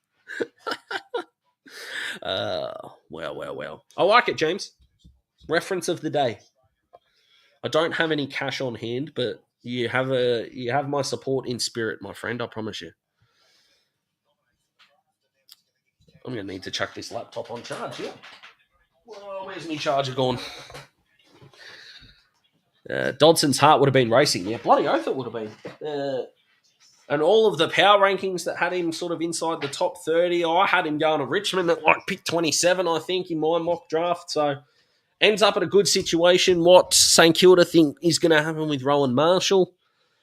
You know, is he going to play a secondary ruck role? Obviously, Dodson's not going to come in round one. Marshall's still going to be the number one ruckman, but I like it. You take crypto too. I don't. So don't really know where to go from here. What do the Swannies do? Hamish Davis still on the board. They've taken two small forwards. Is there a key defender they rate highly enough there? Do they go a Bailey McKenzie who's still on the board? Charlie Richardson who's still on the board? So that's now twice in consecutive drafts that I've looked at the Saints and gone, you've gotten the bolter. Ari Schoenmaker, of course, being last year. Dodson will get to his peak when Marshall starts declining. Well, that could be in just 3 years, by the way. I think Rowan Marshall's 29, isn't he? Is Rowan Marshall just younger than I think he is? Let me check. Oh, my man Kai's messaged me as well, so that's going to be interesting. Nah, Sydney have already taken two small forwards, so I don't think so. They could. I'm more than happy to give you your flowers if you're right, John, but positionally, three small forwards makes no sense for mine. What am I looking up? Rowan Marshall's age. Is he 28? Yeah, he's 28. 24th of November. So he turns 29 in 2 days. 2 days? 3 days? 3 days. So he'll be 29. If he's, 32, 33, 4 years, Dodson taking over when he's 22, 23, you're onto something there. All right, what's Big Kai said?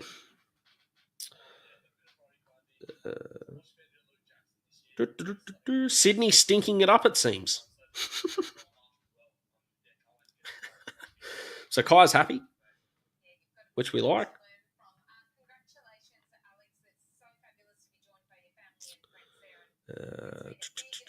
Collingwood fans are happy. All right. Cold bid, perhaps? Yeah, maybe. Definitely possible. Go celebrate, Alex. Although, to be fair, it is only 8 o'clock over there in Sturt, so he's flying at the moment. I've got to be honest with you, St Kilda's draft is looking real good right about now. You add Adrian Cole and Hoffman to that list, and yeah, they're rocketing up the board for mine.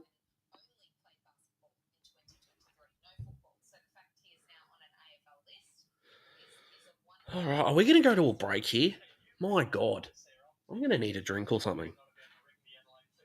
Which I'm not sure is great to do.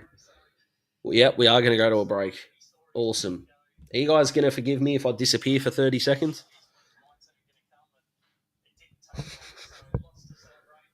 To go and get a beverage? Are you going to kill me for that? Just one person say no. We'll go from there. Are we still maintaining around 30? Still got 36 watching. Don't disappear on me. No, you're not going to kill me. Awesome. Lucas Camprielli's been bid on. Give up 63, 67, get 66 back. Well, that's worth it, isn't it? Awesome. All right, back in a sec, guys.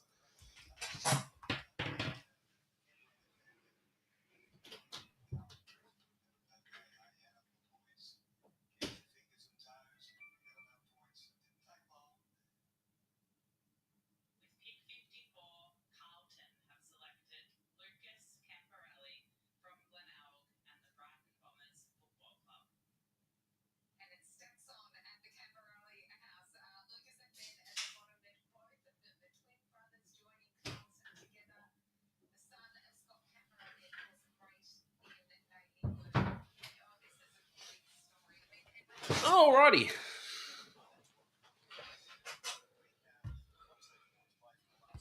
All right, we're back.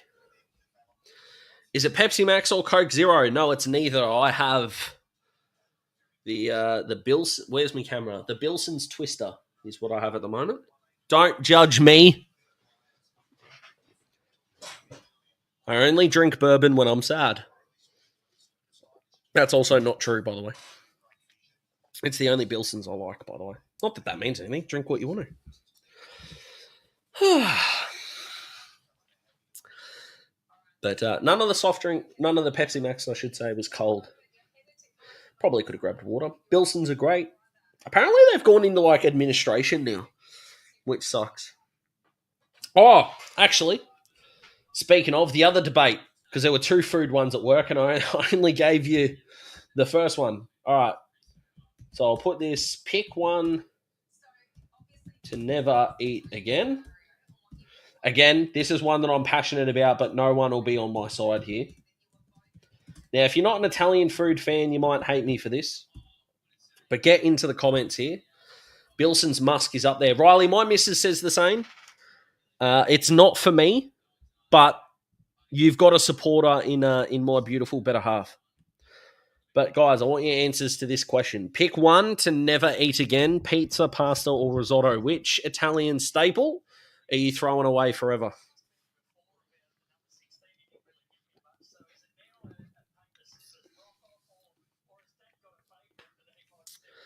But Carlton get their 2 midfielders alongside Jagger Smith and Harry O'Farrell.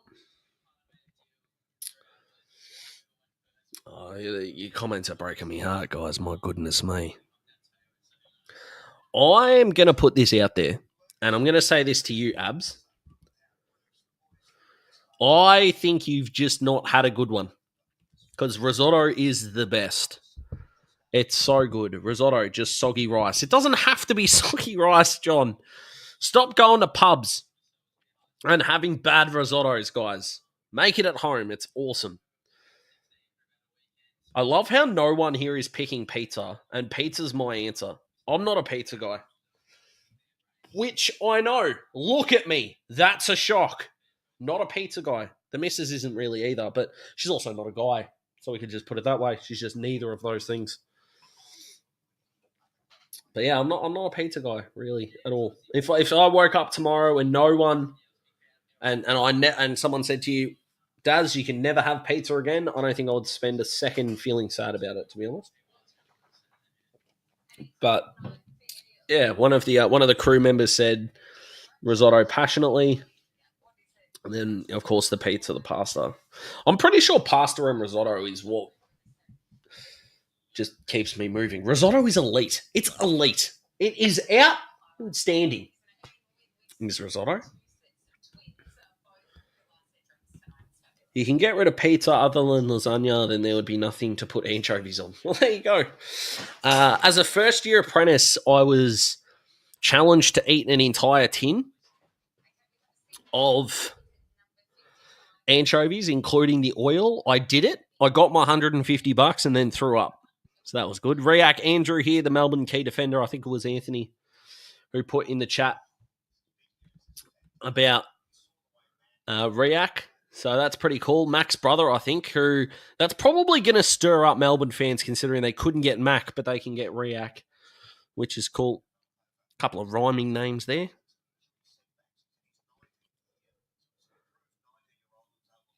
But that's pretty cool for Melbourne. LTH, you love anchovies. Oh, I don't mind them either. I can have them individually, but do you know how many comes in a freaking tin? Like, again, I'm with you. I'm an anchovy fan, guys, but one whole tin of them, including drinking the oil, is too much to eat quickly.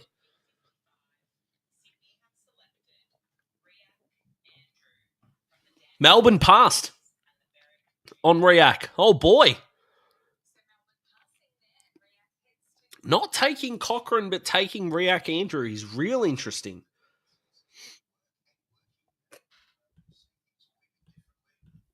Anchovies on pizza is all right, not on its own. Yeah, on its own, it's just a hairy fish. Anchovies can burn in the ninth circle of hell. Do I think pineapple belongs on pizza? If you want to have pineapple on your pizza, you should be able to without judgment. Hawaiian pizza is a thing. What makes me laugh about Hawaiian pizza is it was not invented in Hawaii at all. It's not a thing in Hawaii, like at all. Culturally, Hawaiian pizza is not a Hawaiian thing. Pretty sure it was invented in California. Think of that what you will. The same as the fortune cookie was not made in China. It was also made in California. But if you want to have pineapple on your pizza, guys, go for it. Personally, I'm not a fan.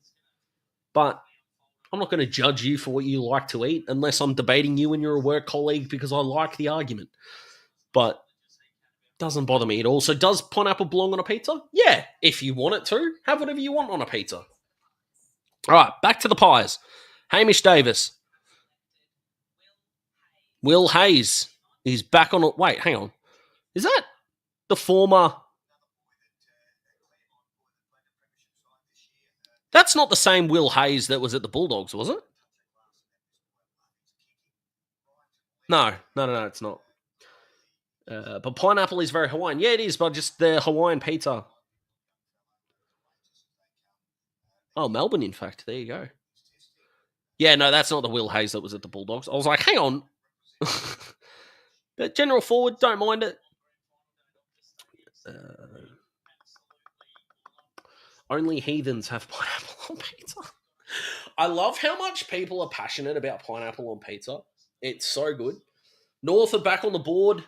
Now, with River Stevens coming in, Jasper Alger sounds unlikely. Hamish Davis to North would be unreal. Unreal. Been thinking and can't decide. Well, Shane, that's actually not the name of the game. Oh, Riley, big for me. Chocolate milk or strawberry milk? This is big for you, Daz. Now, both are top tier, but one outweighs the other. Well, I disagree with you. They're not both top tier. Because here's the thing about this, in my opinion, right? Is because there are so many brands of flavored milk, some are going to be better than the other.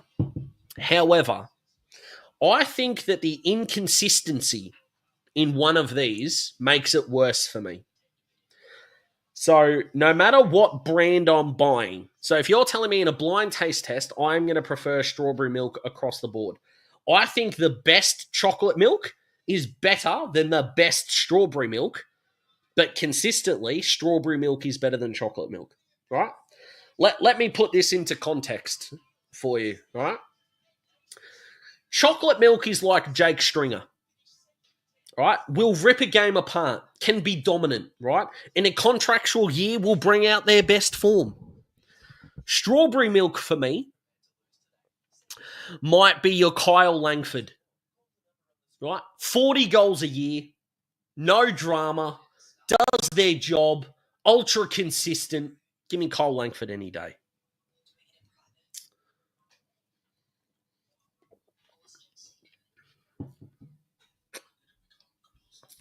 I'm hoping that's to my analogy, Abs. Never mind, not thick shakes. Oh, mate, vanilla malt thick shakes. I was going to say something different. They're so good. Vanilla in a milkshake is the best. Anyone that tells me vanilla is a boring flavor is eating bad vanilla flavoring things, right? If you buy a $3 tub of ice cream and go, I don't like vanilla, you are not eating vanilla. You are eating vanilla essence. You are not eating vanilla bean paste, or vanilla extract. If you are eating vanilla essence, you will hate vanilla.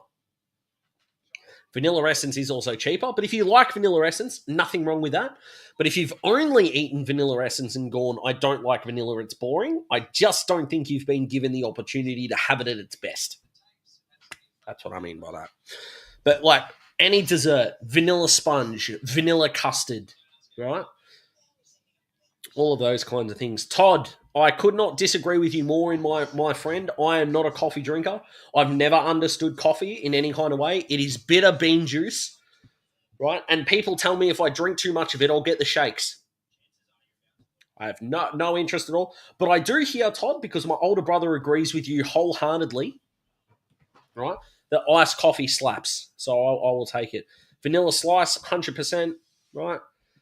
I was 6 years old, and my grandma, my nana, right, rest in peace, Nan, love you and miss you. She made me some custard that was gross, right? I didn't like it. I swore off custard for 20 years from then. I just didn't eat it. Because I was like, nah, I've had some. My nan, who loves me more than anything, well, me and my brother, and my cousin, who's also her grandson, she made it for me. It wasn't for me. Therefore, no one else is going to make it good, right? This is my nan's cooking we're talking about. You're not making it better than her. Who do you think you are? Anyway, cut to 20 years later, and it turns out custard's awesome, and I think my nan just got it wrong. I really like custard. So, yeah. Sorry, Nan. I love you. I promise. She was the best, man. Had a thick Welsh accent. So funny. Such a good woman. The best. Coffee is the nectar of the gods. Okay.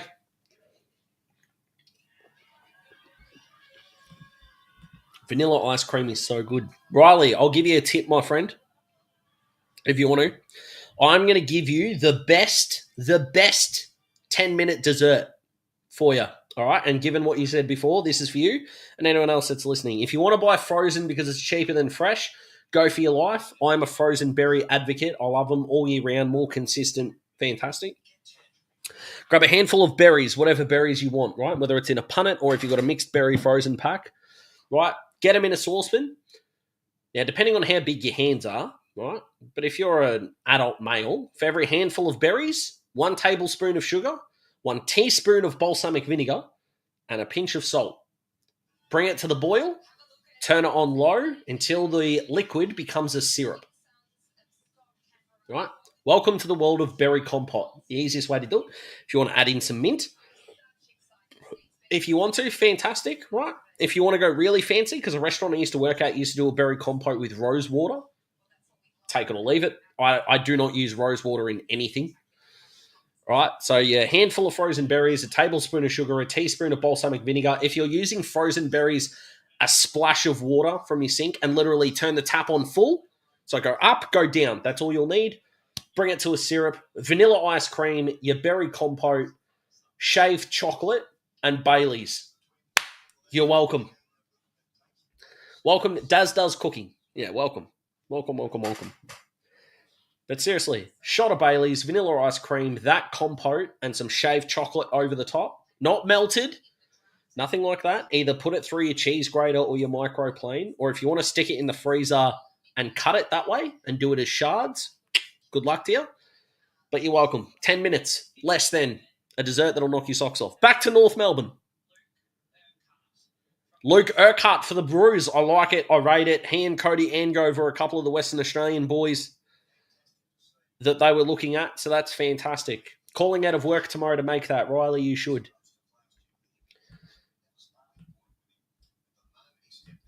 And I request, Riley, that at some point, I don't know how you can get in contact. Well, if you want to contact Daz Talks Footy's Facebook page, that I don't really post to, but I can still get messages on there. Give me your review. But Luke Urquhart for the Roos, lovely. Brilliant. Lukey boy is a good player. Another midfielder for the Roos is really interesting. So 2 midfielders. I'm telling you, Luke Davies-Uniacke's going to be a hawk. When do I think Davis and Elgar go now? Good question. No idea. Hamish Davis to Adelaide would be a hell of a good fit. I'm not going to lie to you. I wonder if Gold Coast will pass now because of their academy kids next year. Just acidity here. I think Charlie Richardson is still a good chance to end up at the Hawks, to be honest. But Algier, for mine, would just be a good fit at Gold Coast if they want to take someone. That's what I would do, to be completely honest. Hamish Davis, yeah, Adelaide here could be the go. I'm stunned that he's on the board. Urquhart sounds like something out of Harry Potter. Sounds like someone in Hufflepuff, I reckon. Luke Urquhart.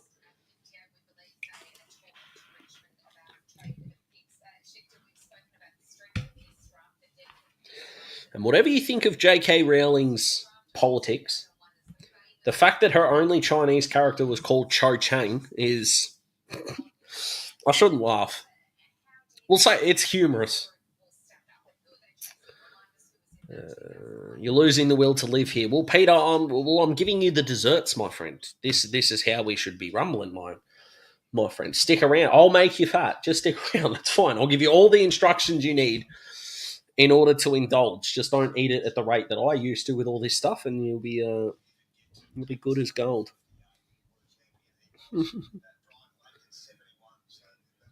They're looking through the 2001 Super Draft. What a draft it was. If only someone had put out a best 22 with all players drafted in 2001. Someone should have done that. Someone did. Okay, of all things, North didn't need another midfielder. John, you're not hearing me, my friend. Luke Davies-Uniacke's going to be a hawk. So you need to stock up on midfielders.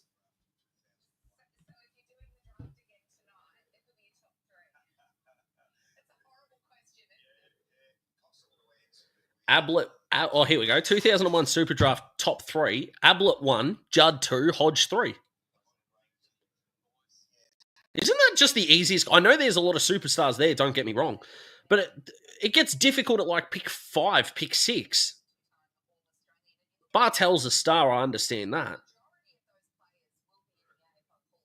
The fact they didn't get... Oh, no, they've given no one there the premierships. I was like, Hodge 4 flags, didn't get a run, but no. But Ablett Jr. 1, Judd 2, Hodge 3. Isn't that not the easiest pick? Cho Chang was Scottish too. She was. Yeah, Swan at 58 is nuts. Genuinely crazy. Mitchell as well. Mitchell over Hodge. Interesting. If LDU is a hawk, 26 to 28 3-peat, mate, I'm trying to tell you. Luke Davies-Uniacke out. Luke Urquhart in.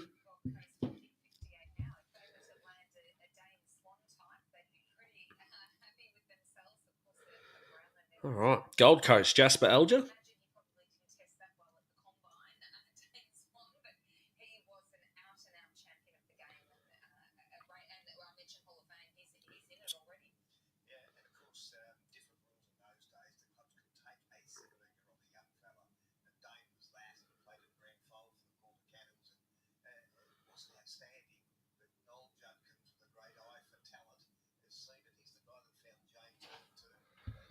Who do you think has the best draft so far? Well, King, I can't reveal too much yet, but I'm going to do my draft review pretty quickly after this video ends, or after the draft finishes, where I'll be doing not draft grades.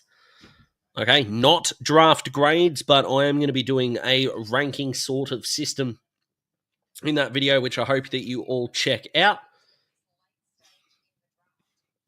Excuse me. I wonder when we start to see passes, James. I think that's going to be relatively quickly for a couple of clubs. I don't know whether Brisbane have got the list spots in order to take someone else on. What draft number was James Hird? 73, wasn't he? Was he not? James, was that? That sounds right-ish. I know Chris Grant was pick 102, but draft spot. Where'd he go? Pick 79. There you go. Essendon found a gem. Yeah, that's one way of putting it. Leave us LDU. Would you take a spare Simpkin instead? Yeah, acidity, I agree with that. And James, yeah, that's what I'll be going with, mate. Yeah. I hate draft grades. Okay, risotto only because I like making the other two more, but they're all delicious. I love making risotto more than the others, to be honest. I hate making homemade pasta. Mainly because my pasta machine broke and doing it by hand is a pain. Trade recap. Richmond get another pick. Gold Coast get pick 58. That won't matter to the Tigers.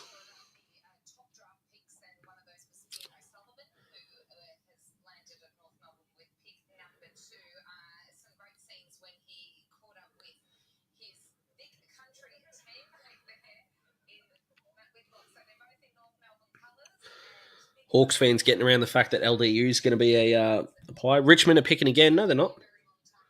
Are they? Oh, they gave up the future fourth for the fifth. Right, I'm with you. Two mids from North is weird. It's so weird. River Stevens as a small forward comes in. Matt Whitlock here has to be a key forward, surely. They have to play him as a forward. And Charlie Comben stays down back. Richmond may take Alger here. I think so. I think West Coast will do good this year. I like that.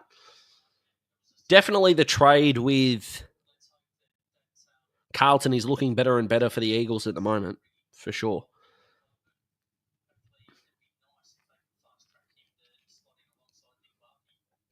So the pick is in for the Tigers. Still 36 of you here, which I appreciate. Thank you. Yep, Jasper Alger to the Tigers. Good pick. Abs. Like it. Small forward, that small forward brigade. That tells me they're going to want Taj Houghton to rotate through that midfield a whole lot more, which I like. But a bargain buy for Jasper. Good stuff.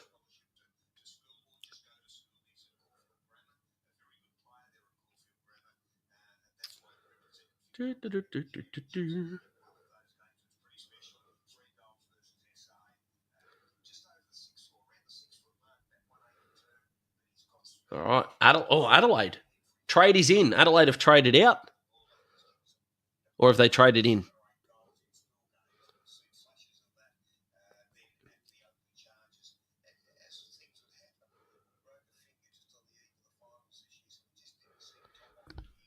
So Adelaide are on the board here with a trade. I like it. Well, they're not taking Tyler Welsh here, are they? Like, they'd have to have someone bid on him or take him in the rookie draft. St Kilda get pick 60. Making another move. Whitlock as a forward. Let's Will Dawson play back. Yeah, Dawson and Charlie Comben, I think, are going to be the key defenders of the future post Aiden Core and Griffin Logue.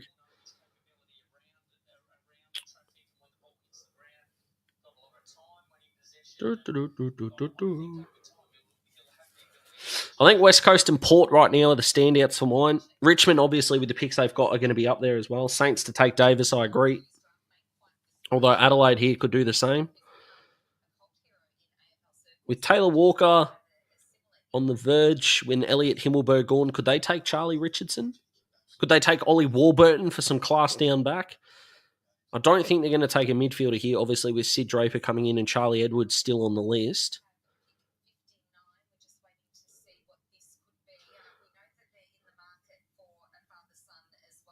Yeah, this going. Oh, yeah, Tyler Welsh up forward. So why would they take Charlie Richardson? Yeah, you're right.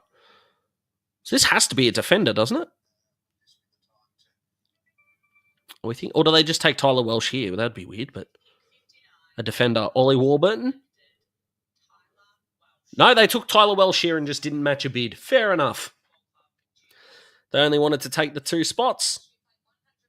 Good on them. Awesome. Welcome, Tyler. Good stuff. Pick 59. He's got good hands. Didn't do a lot wrong this year. He just didn't really have those standout performances that make you stand up and go, this guy's worthy of a top 35-odd bid. Geez, how did we go from 36 to like 45 people here? Welcome to everyone that's still here. Thank you. Jump into the comments for me. Load up.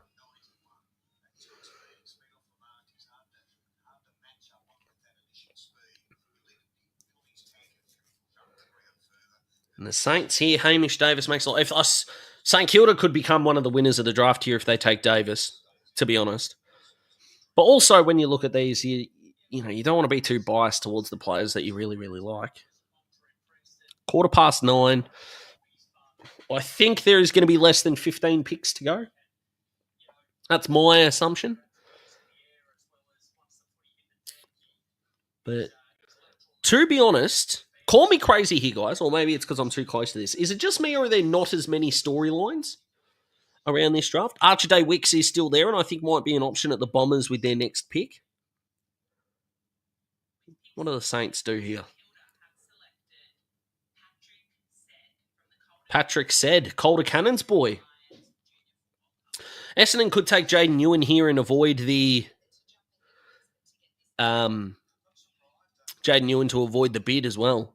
Their wingman. Zack Johnson, if they wanted the taller midfielder, is still on the board. I'm a big fan of the Northern Knights boy. But the new Calder Cannon, Patrick said, yeah, the Saints, you look at those picks there. Travalia, Taru, I should say. Jimmy Barrett, who I'm a fan of. Hugh Boxshall. Alex Dodson. Patrick said, that is a hell of a draft pick right now. But Day Wicks, got a feel for Hamish Davis. Riley, I agree with you there, my friend. For sure. For sure.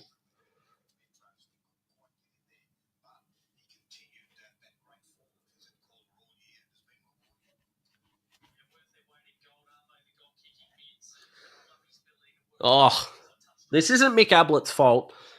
But the next time I hear the phrase goal-kicking mid again, I'm going to lose it. There are barely any goal-kicking mids in the comp. True midfielders that are kicking a goal a game is rare. Stop it. Yeah, acidity, good get. Yeah, Hamish Davis to Freo would make them one of the winners of the draft of mine for sure. But I'd be surprised if Hamish Davis here even makes it past Carlton, to be honest, at pick 64.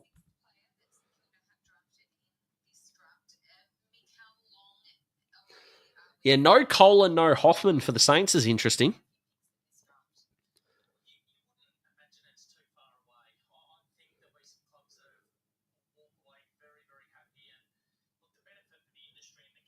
How many list spots do these clubs have? Well, you think of a club like Adelaide only had the 2, or the 3, sorry, and I think they're going to put 1 on their rookie list not too long away, but the trade is in here. So the Bulldogs wanted pick 62 off the Pies, and the Pies will take a 4th round pick from the Doggies next year. So the Bulldogs have identified Hamish Davis, I think, or someone else, maybe an Archer Day Wicks type. Do they need a ruckman? The Bulldogs? Outside of Tim English, who's this? Oh, Sam Darcy and Jordan Croft. Shut up, Daz. Righto. Essendon select Reece Unwin from the Rebels. Don't let me down, Reece boy. You've got a name to live up to, my friend. Clever player. Yeah, he's a yeah. I forgot he existed. I forgot he existed, to be perfectly honest.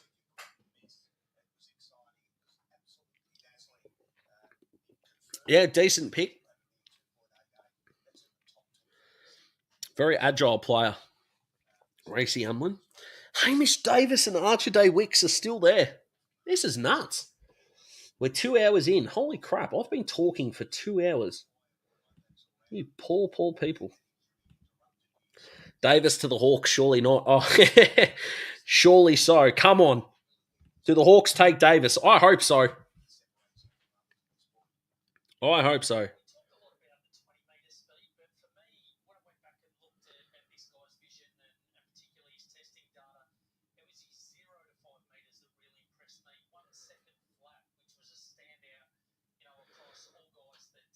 All right. The Dogs. I think this is where he goes, surely. Surely. Right? Love that another Reese has been drafted, but Reese is the correct way only because that's how mine is. Well, great man, it isn't, because Reese is a Welsh name that is RHYS. And the UK invented this damn language. It's correct. And RHYS is the way mine is spelled. So, no. Original is best. Ask Star Wars fans. And the fact that like hardly any reboots ever are worth it, except for the first Halloween reboot. That was pretty good. Jackson, our team is Zack Johnson still on the board. I'd love to get picked up. Malachi Champion. Josh Murphy, I like. Josh Murphy's not a general forward. He's 196 centimetres for crying out loud.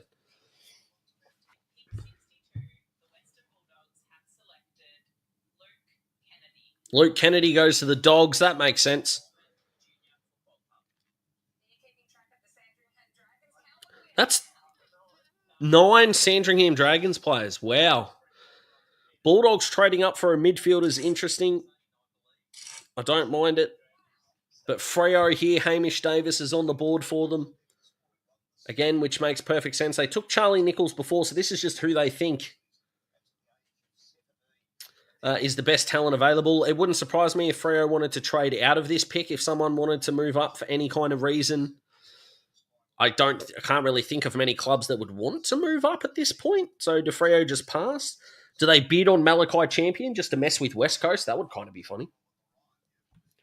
Wouldn't it? Am I nuts, or is that kind of hilarious? If they bid on Malachi Champion here. Nah, Colin, I appreciate it, mate. No worries. Good night, Colin.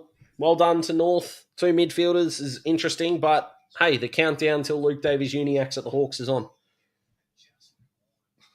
Great work, great man. Talk to you soon. All right, Freo. Way to go. I'm looking forward to this finishing, and then I'm going to have a shower. I'm going to get all my graphics together. I'm going to record my reaction, edit it on the train, upload it for you guys before we get on the boat, and then enjoy my weekend. That's how we're going to roll. The pick is in. So what do I know? Is this better? Should this have been closer to me the whole time? Sounds a lot clearer in my headphones. I don't know. It's a dynamic mic, so it shouldn't be too bad. I'll put that down. Stop touching stuff. All right, Freo, what have you got? What have you got?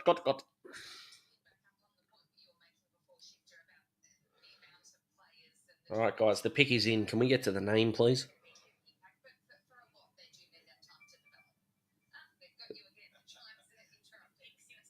Here we go, Freo. Jaron Carr from East Fremantle. So the local boy, WA lad. Matty Carr, so a forward for Freo. The more forwards they get, the better. Carlton, do not screw me on this. Don't you dare take Hamish Davis. Don't do it. Take Archer Day Wicks. Let Hawthorn take Hamish Davis. If Hawthorn take Hamish, their positioning on my draft ranking is going to be real interesting. Real interesting. Hawks to end up with Wicks or Davis or Warburton if they want to go that way, or Artemis or Zack Johnson. Charlie Richardson is still a chance. It wouldn't surprise me if Carlton went a tall forward here for depth, but we'll see. Oh, Carlton passed. Take Hamish Davis, Hawthorn. What's wrong with him? 190 centimetres. He finds the footy. Take him. So Carlton are done for the night. Jagger Smith, the Camporeale boys, and Harry O'Farrell. Come on. This has got every bit of the Josh Weddle pick about it. When I was so convinced when the Hawks traded up, they were going to take Ed Allen and ended up with Josh Weddle. I'm so convinced they're taking Hamish Davis. I'm now thinking there's no chance they take Hamish Davis.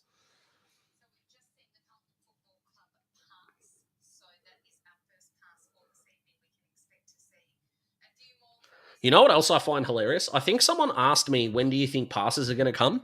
And I think I said from the 58 to 63 mark.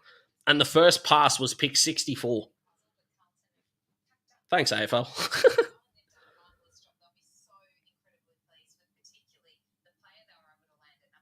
The pick is in. The pick is in. Come on. Hamish Davis. Come on. Come on, come on, come on, come on. Just do it. I feel like Shia LaBeouf. Come on. Mick Ablett, don't take this the wrong way. I need you to stop talking so we can get the name in. Come on. Come on, Hammer. Come on. With pick 64, the Hawthorn select. We took Cody Anderson. So that'll be it for the Hawks in the draft. Noah Mraz and Cody Anderson. That's fine. Don't really think we need a midfielder, but it is what it is. Yeah, that's fine. Jimmy Warple 2.0, I think. Brisbane here. Brisbane taking Hamish Davis objectively would be hilarious. Like, not hilarious. It would be great.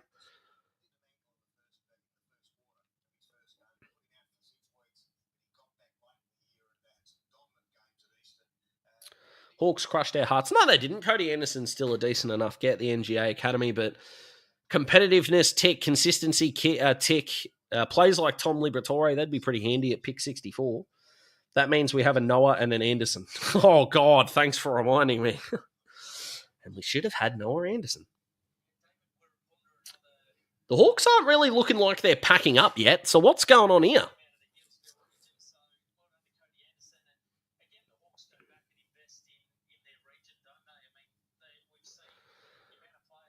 Brisbane could do anything here. I mean, they're not taking a midfielder. We know that. We know that. Did Mick Ablett just say that Cody Anderson is like Jimmy Warple? Oh.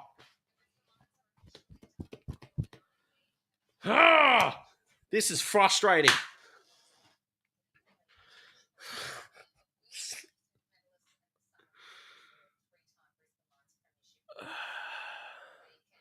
No, if Geelong take Hamish Davis at 66 before our pick at 67, I'm going to be upset. Maybe the Eagles do. They definitely could. Malachi Champion, though, you'd think they might take. I'm interested in the fact that St Kilda haven't taken Cole or Hoffman here.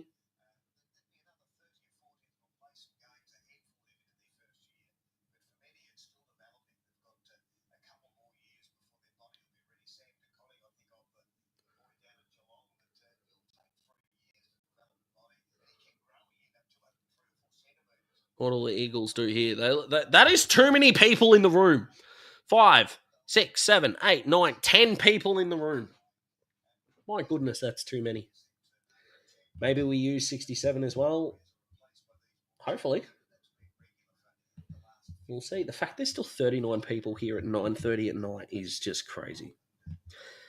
Is it too much to ask your mates to subscribe, guys? We're at about 41.70 at the moment, which is just bonkers. We always want that to go higher. So if you could do, I appreciate it. Hamish Davis is now my favourite player. I like it a lot. 3 minutes 20. Guys, we're at pick 65. This shouldn't be taking this long.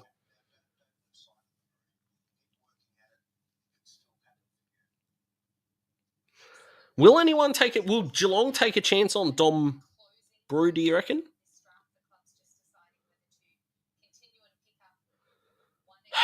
This is going to... Hamish Davis ranked 30. Oh, Bailey McKenzie's still on the board, who I forgot about a little bit. Logan Smith.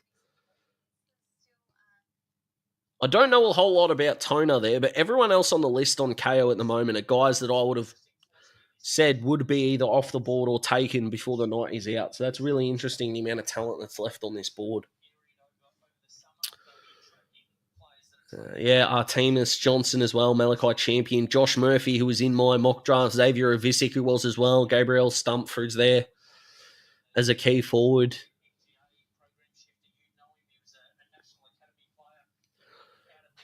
The 30th ranked player on Fox Footy might not be drafted.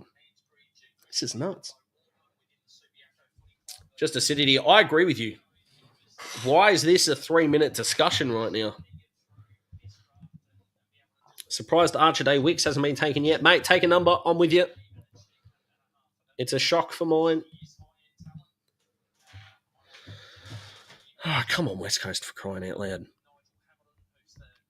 Key defender might be a task for the Eagles. Yeah, maybe. With no Barras there, I'm sure Harry Edwards will do his best. Rhett Bazzo still on their list as well.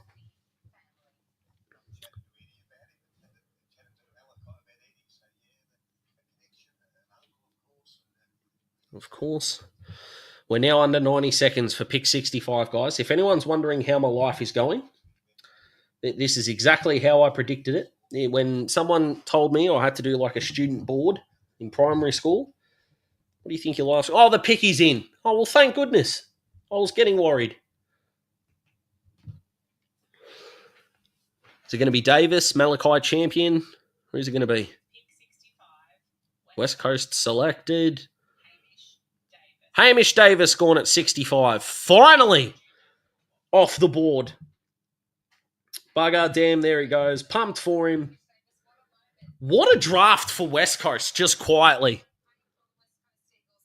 Archer Day Wicks would be a Geelong pick, but I think they've already taken a forward so far. Ollie Warburton would make sense. Zack Johnson would make sense for Geelong. Nothing Geelong does make sense on paper, so...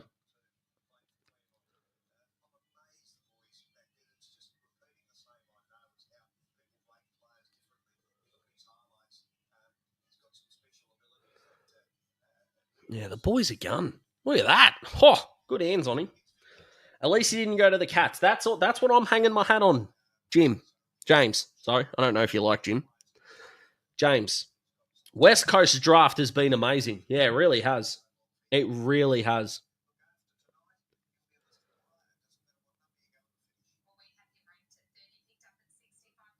The hell did Geelong do here?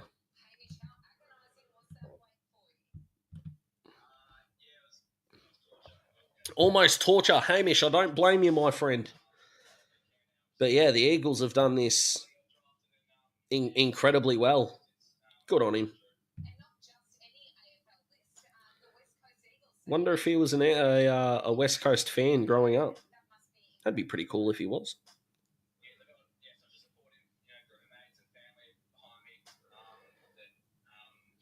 Plays like Will Hayward. That's a good comparison, that. I'll accept that after the Luke McDonald fiasco.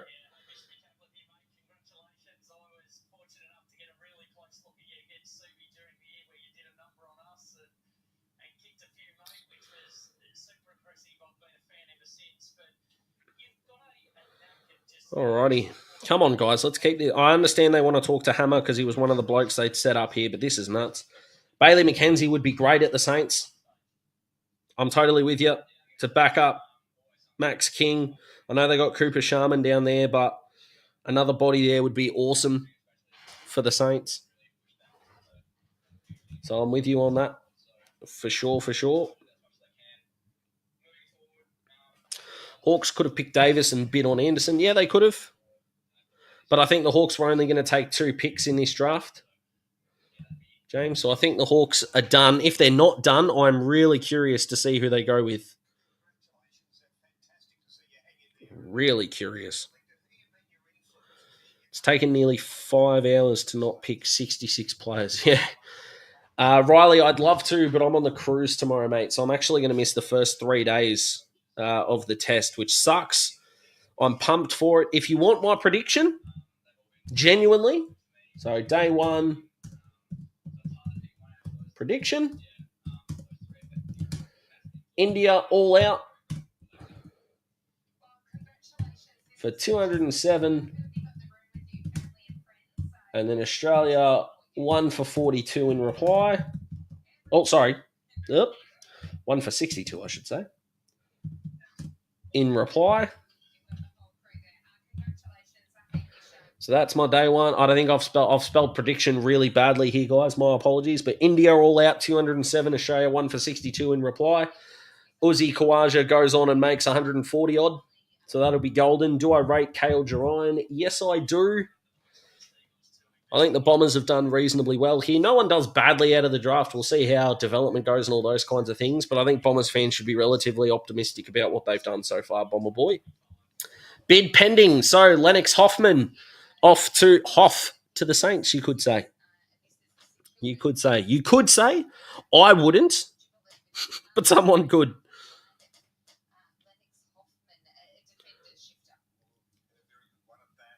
Lightning quick, this boy. Speed is unreal. Jack Oman. Yeah, nice. 2 hours waiting for the Dees pick 76. Mate, how do you think I feel?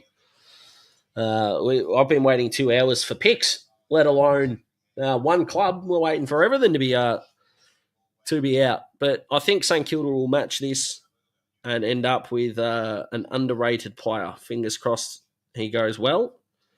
Fingers crossed everyone goes well, to be fair.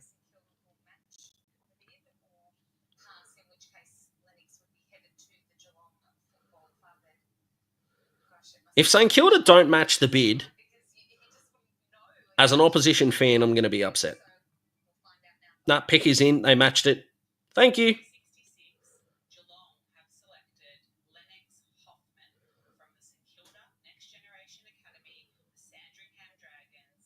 He'll be fun to watch. He and Nazai Wanganeen Miller are off the half back line for 6 to 8 years. Is going to be a fun watch, I promise you. Could be all over in 3 days, Daz. The cricket, not the draft.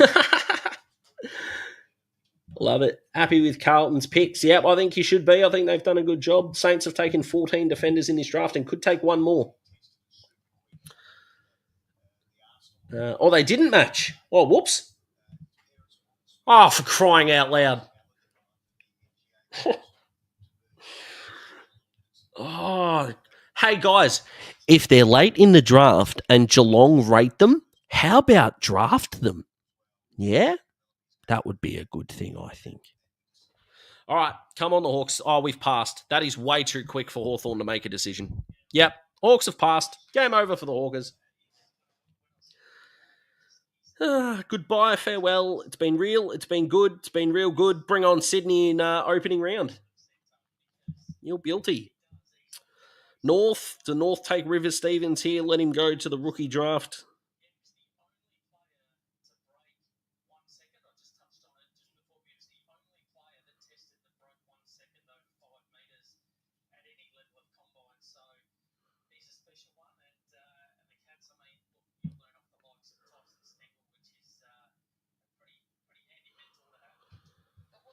Good night. Let's talk. Appreciate it. Have a good one. Hawks passed, all that. Holy moly, that's a head of hair on that man at North Melbourne. My goodness. My goodness me. Now, look, a lesser person than I would probably quit at this point and go, everyone's passing and we're going to go home. But I'm going to stick this out because apparently I'm a sycophant.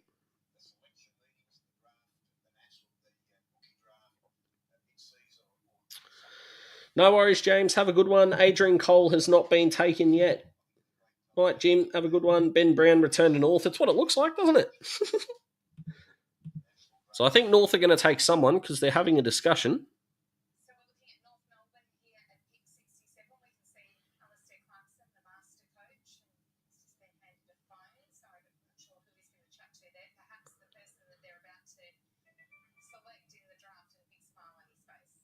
Clarko's happy, which is good. Your River Stevens is a North player. Nice. No worries at all, Shane. I appreciate it. Have we kept a spot open? Not for SSP just yet. But yeah, we're going to spot in the rookie draft and looks like it's going to be Zack Johnson. So that's perfectly fine. Good on River. Beautiful. And no, River Stevens is a North Melbourne player. So they end up in this draft with 2 midfielders, a key forward or defender, and a small forward. Interesting. Yeah, Kevin Sheehan, right, 100% correct. He had some good form at Vic Country. Did River.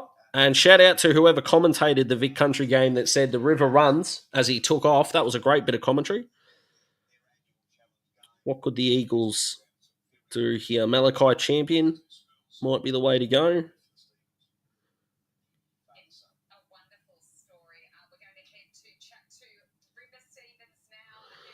Oh, we're going to go chat to River Stevens. I got no problem with that in principle, but we're at pick 67, guys. Come on.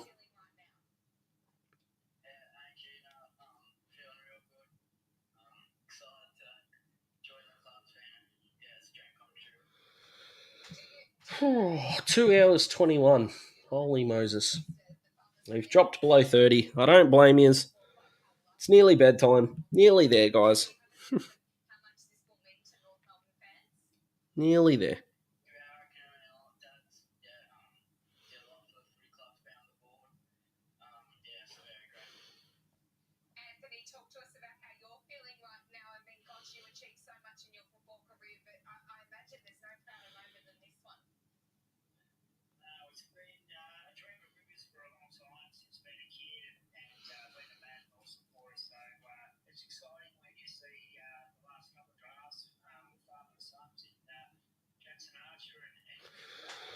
No worries, Wayno. Thank you very much, mate.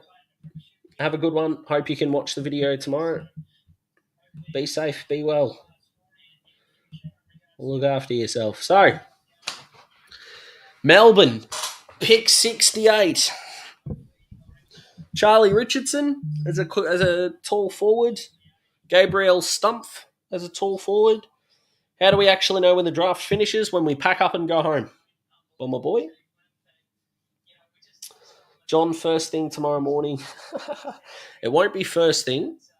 It won't be first thing. I'm hoping for around midday, John. But I appreciate you keeping me on my toes, my friend.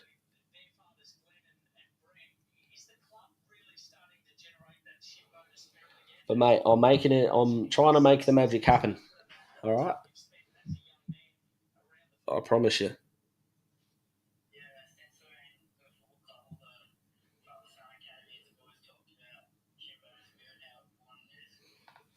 Oh, excuse me. Hope we pick Kai Burgoyne up in the rookie draft. We won't. We're only going to take Gunston, it looks like. But Noah Mraz, Dandenong Stingrays, a boy, key defender. A little bit of an injury-riddled season this year, which is all right. Oh. Wrecking me mic here. That's not good. Sorry about that. But plays comfortable from behind, which we like. He's got really good hands, and he's got a little bit of positional versatility as well. So fingers crossed Noah can get a good run, but with the likes of Will McCabe and all those kind of guys that are down there. But I think what this means is the papers are stamped, I think, for Jimmy Blank and Jai Sarong. I don't think they're going to be a part of Hawthorn's plans moving forward, and I think another club could look at Jai. And Jimmy Blank's knee is not going to be in a really good spot, I don't think, unfortunately.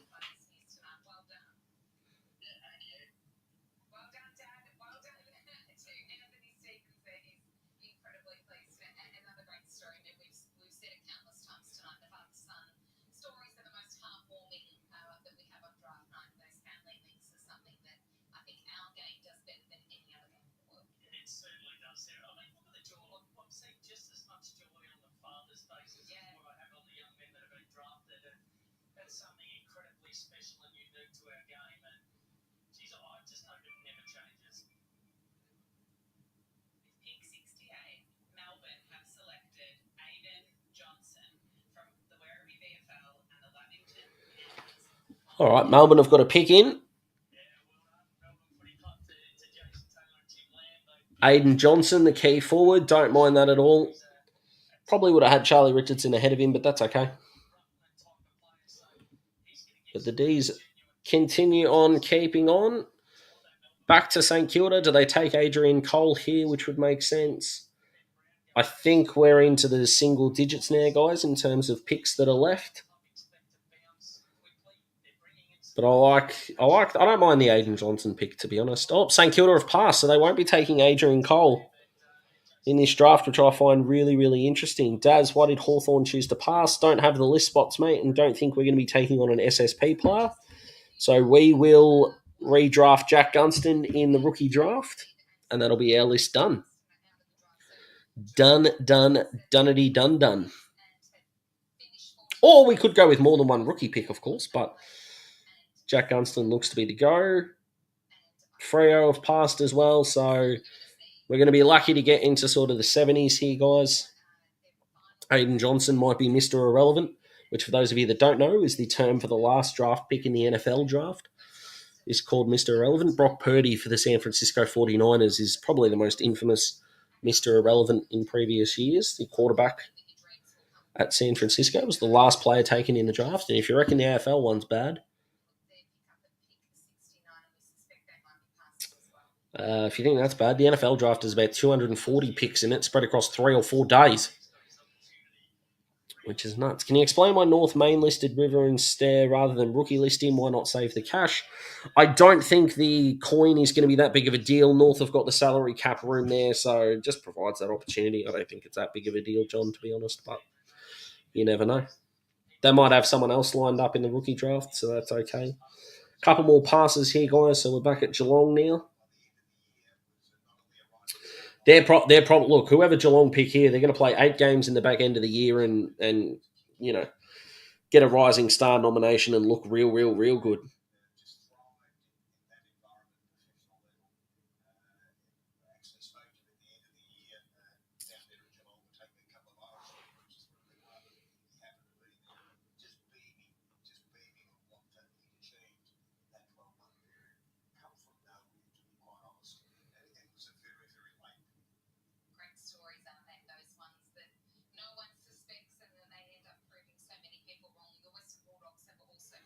Doggies have passed.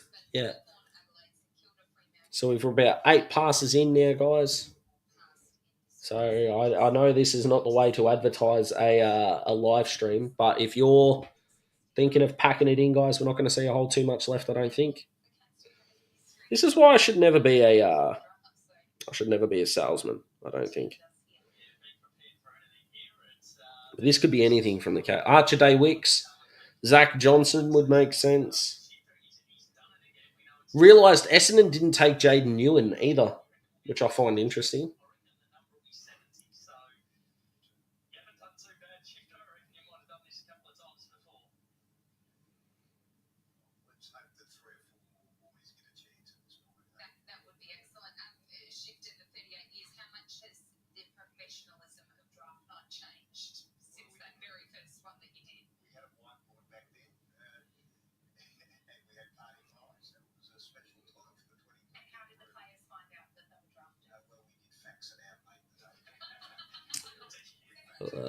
Cats category B rookie him I've heard. There you go. Interesting. Guys, we're at pick 69. Nice. And this has taken half of the allotted 5 minutes. What are we doing here? Seriously. Do you think Patrick said would be good for St Kilda? Yeah, I think so. I don't think he'll play much this year. I think he's going to have a year of development as St Kilda's midfield, whilst I don't think it's one of the best in the competition, has got enough names that might be ahead of him. But for the range that he went at, I think he could be pretty astute, to be perfectly honest with you. Guys, we're at 2 minutes 20 for the Geelong pick. What are we doing here? Trying to kill me or what?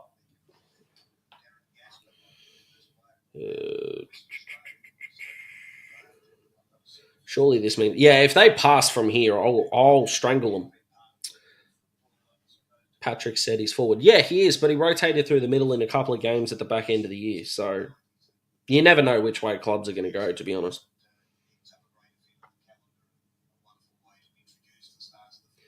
Geelong are waiting for someone to trade up. They definitely could. But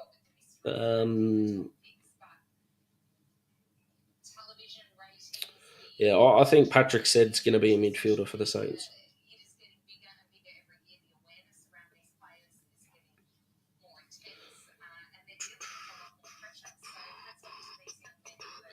The 2 picks we passed, when can we use them? No, we can't.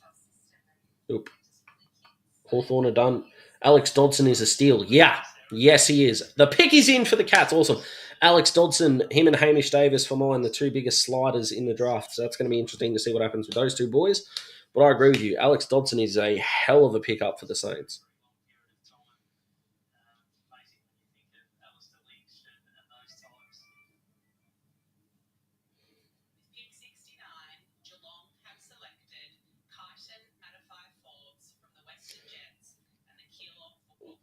Who?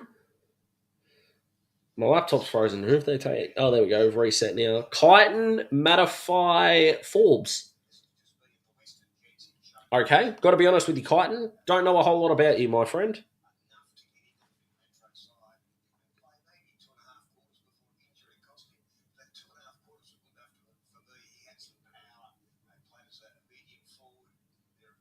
Matty Forbes. Let's do some research on this guy. Matty Forbes to win the Rising Star. Yeah, 100%. 100% he will be. Yeah, 188 centimetre forwards. Maybe he doesn't have the biggest endurance, it says here. Kick penetration, power, strength, and his work rate. Yeah, that's pretty fair. Draft range, late rookie. Well, that turned to be that can be true, I should say. Strong unit, holds his own one-on-one. Shout out to rookie me for that. Beautiful. North, pick is in. They passed. Wonder if West Coast are going to do the same. They've got 2 picks here, so if they pass, they'll both falter. Richmond at 72. They'll take a swing at someone, Richmond, you'd think, surely. Taru can be a defender or a forward. Well, that might be why they didn't go after a Bailey McKenzie or someone of that calibre, or Adrian Cole. So they're going to take...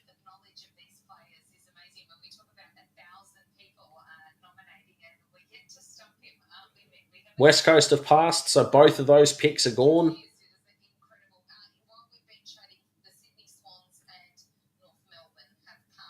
And then West Coast have here as well. We picked up a defender for our first pick, and if he comes straight into the side, that means Sicily go forward. He's not going to play round 1, guys. Noah Mraz is not going to play round 1. Battle and Barris will be down back. Sicily will play forward.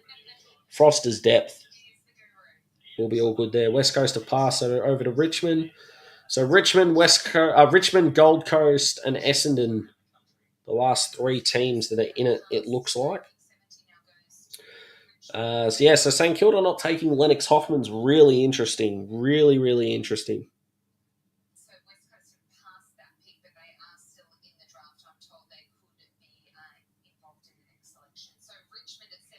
Hang on, why are West Coast allowed to pass and then take someone later? That doesn't make sense. That's a little, as we like to say, that's a little hokey.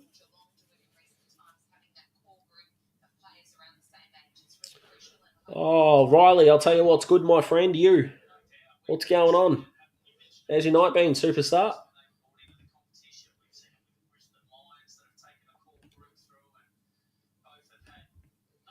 Yeah, no Hoffman or Cole. Really interesting. Cole didn't get a bid, and yeah, Hoffman off to Geelong.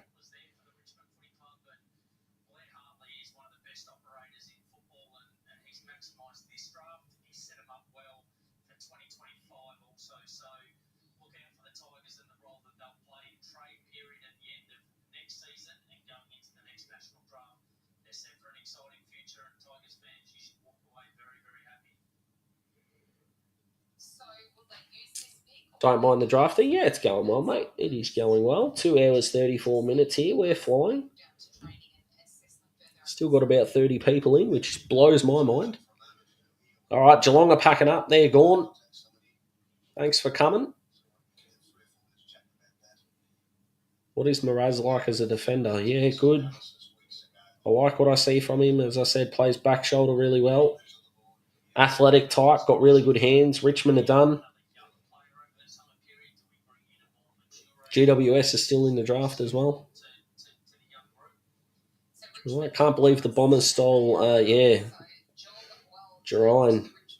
Yeah, they did well. Yeah, the Bombers. I think West Coast are going to pass here as well.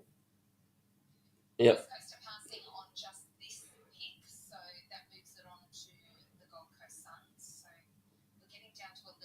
Wonder if Gold Coast will take anyone here. Surely we go the even number and make it 70. Surely.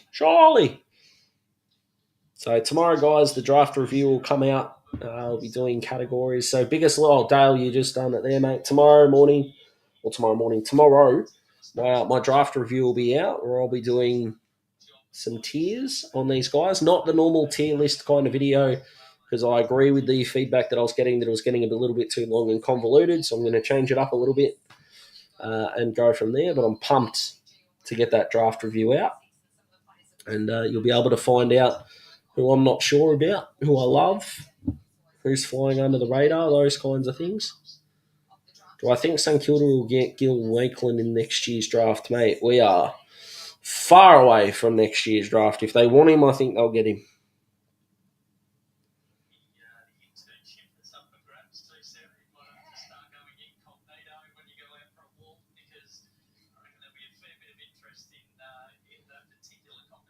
Aiden Johnson kicked 17 goals, 18 from 20 games last year.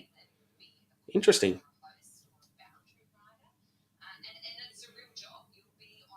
For the Dees.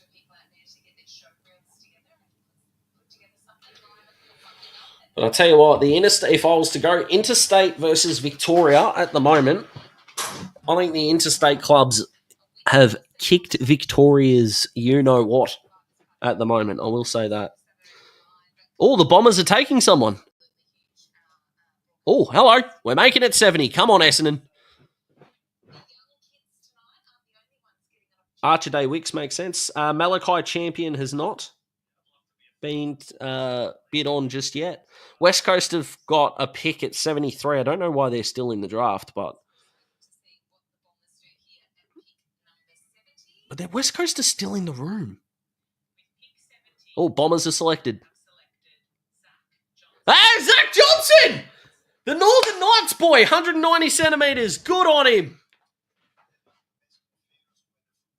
Well done, Zach. Brilliant. My man. And he's off to Essendon. That sucks, but that's all right. It doesn't suck. Awesome. Love it. Well done.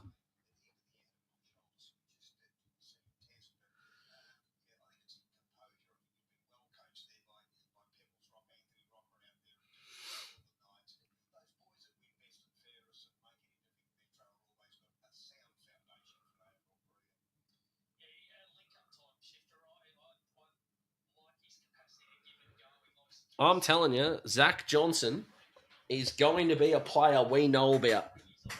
Archer Wicks is still a chance here for the Giants. Jackson Artemis. He's staying. Eagles are staying for a match on Malachi. That is a great call, and I forgot about that. Thank you for letting me know. Appreciate it. Forgot about Malachi, to be honest.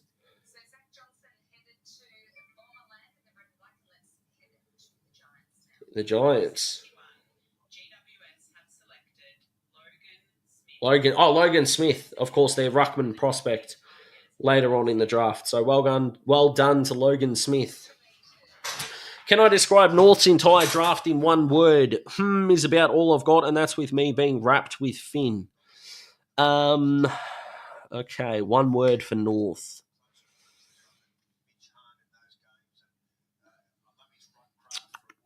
Rubik's. He's going to be my word for North, because like any good Rubik's Cube, I am confused looking at it. I don't understand how the pieces fit, but I'm hoping people smarter than me know what they're doing.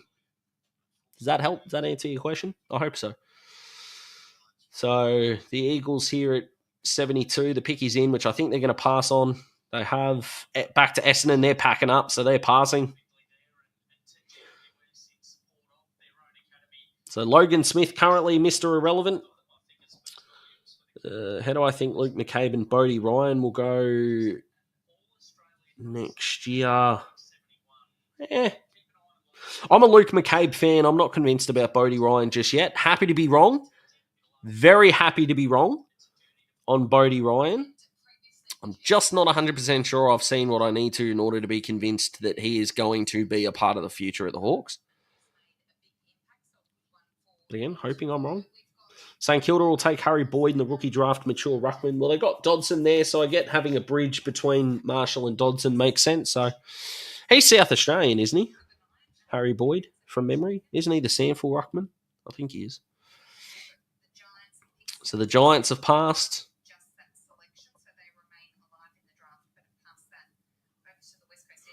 I don't understand why passing means you stay in the draft.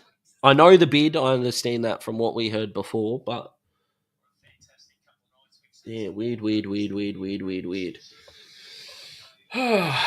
Will Elwood Pickett get drafted? I don't think so. It might be a rookie draft pick, but I don't think he's going tonight.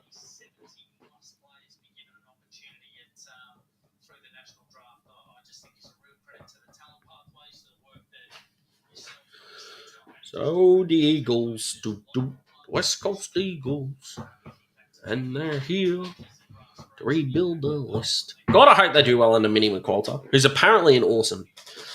Yeah, I gave the Jimmy Warple comparison before, and then so did Mick Ablett, Barry, so we're all on the same page there. Poor Mickey Ablett stealing me stuff. But other than that, we're all right. We keep rolling through. I think West Coast are just going to keep passing until they don't have a pick anymore. So this is kind of taking the piss.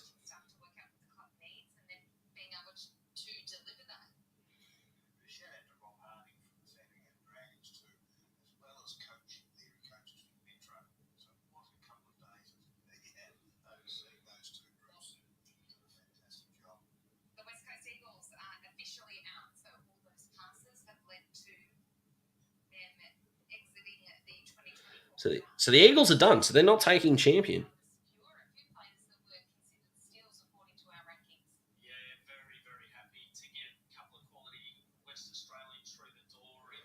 So we were going strong.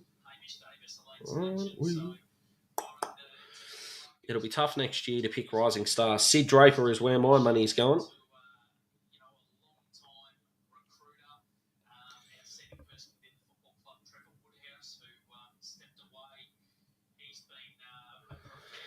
So the Eagles are done. No Malachi champion.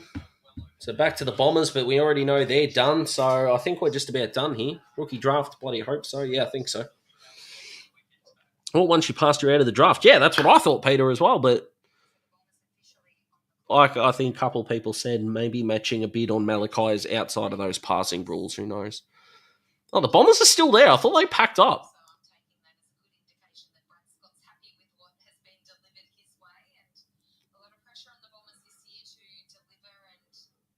Is there pressure on the Bombers to win this year? I think the Bombers are going down a youth policy and they're not a chance to make the 8 at all. I could be wrong, but you turf out Stringer for pick 52.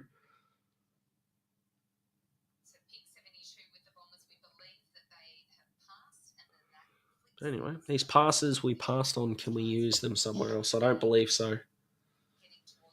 Could Taru be the best player in the draft in 10 years? Yeah, of course he could.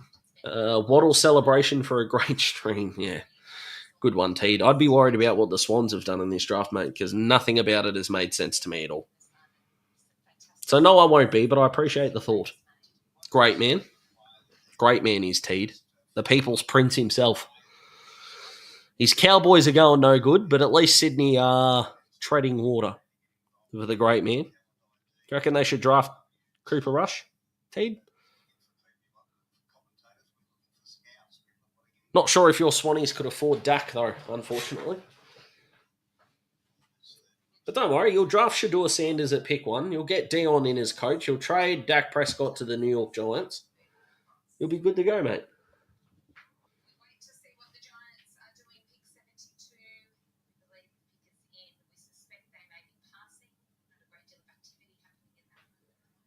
Could we see any busts in the top 10? Yeah, of course we could. Who they are, I'm not at liberty to say yet until we get a little bit more info on the guys.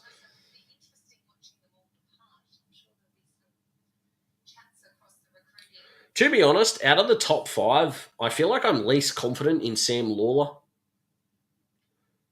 And by that, I mean like a 9 out of 10 instead of a 9.5.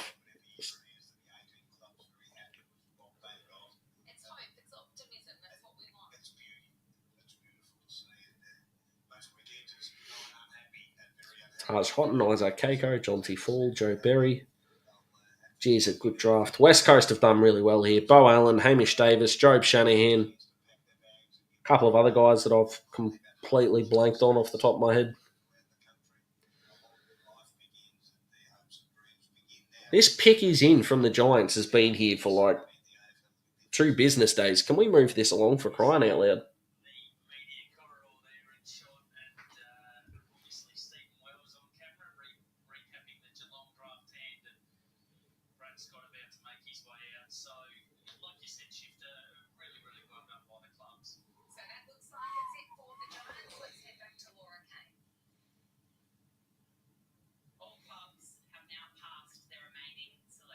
All right, the draft is done, guys.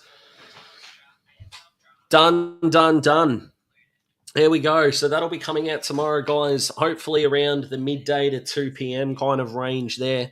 And I look forward to reading your comments when I come back from the cruise. So I appreciate everything, guys. Thank you so much for jumping on. Subscribe if you haven't already, or get a mate to as we head up towards the 5,000 mark, hopefully as soon as possible. I can't wait to bring you more content before I go on break. But until next time, enjoy your weekends, stay safe, and I will see you next week.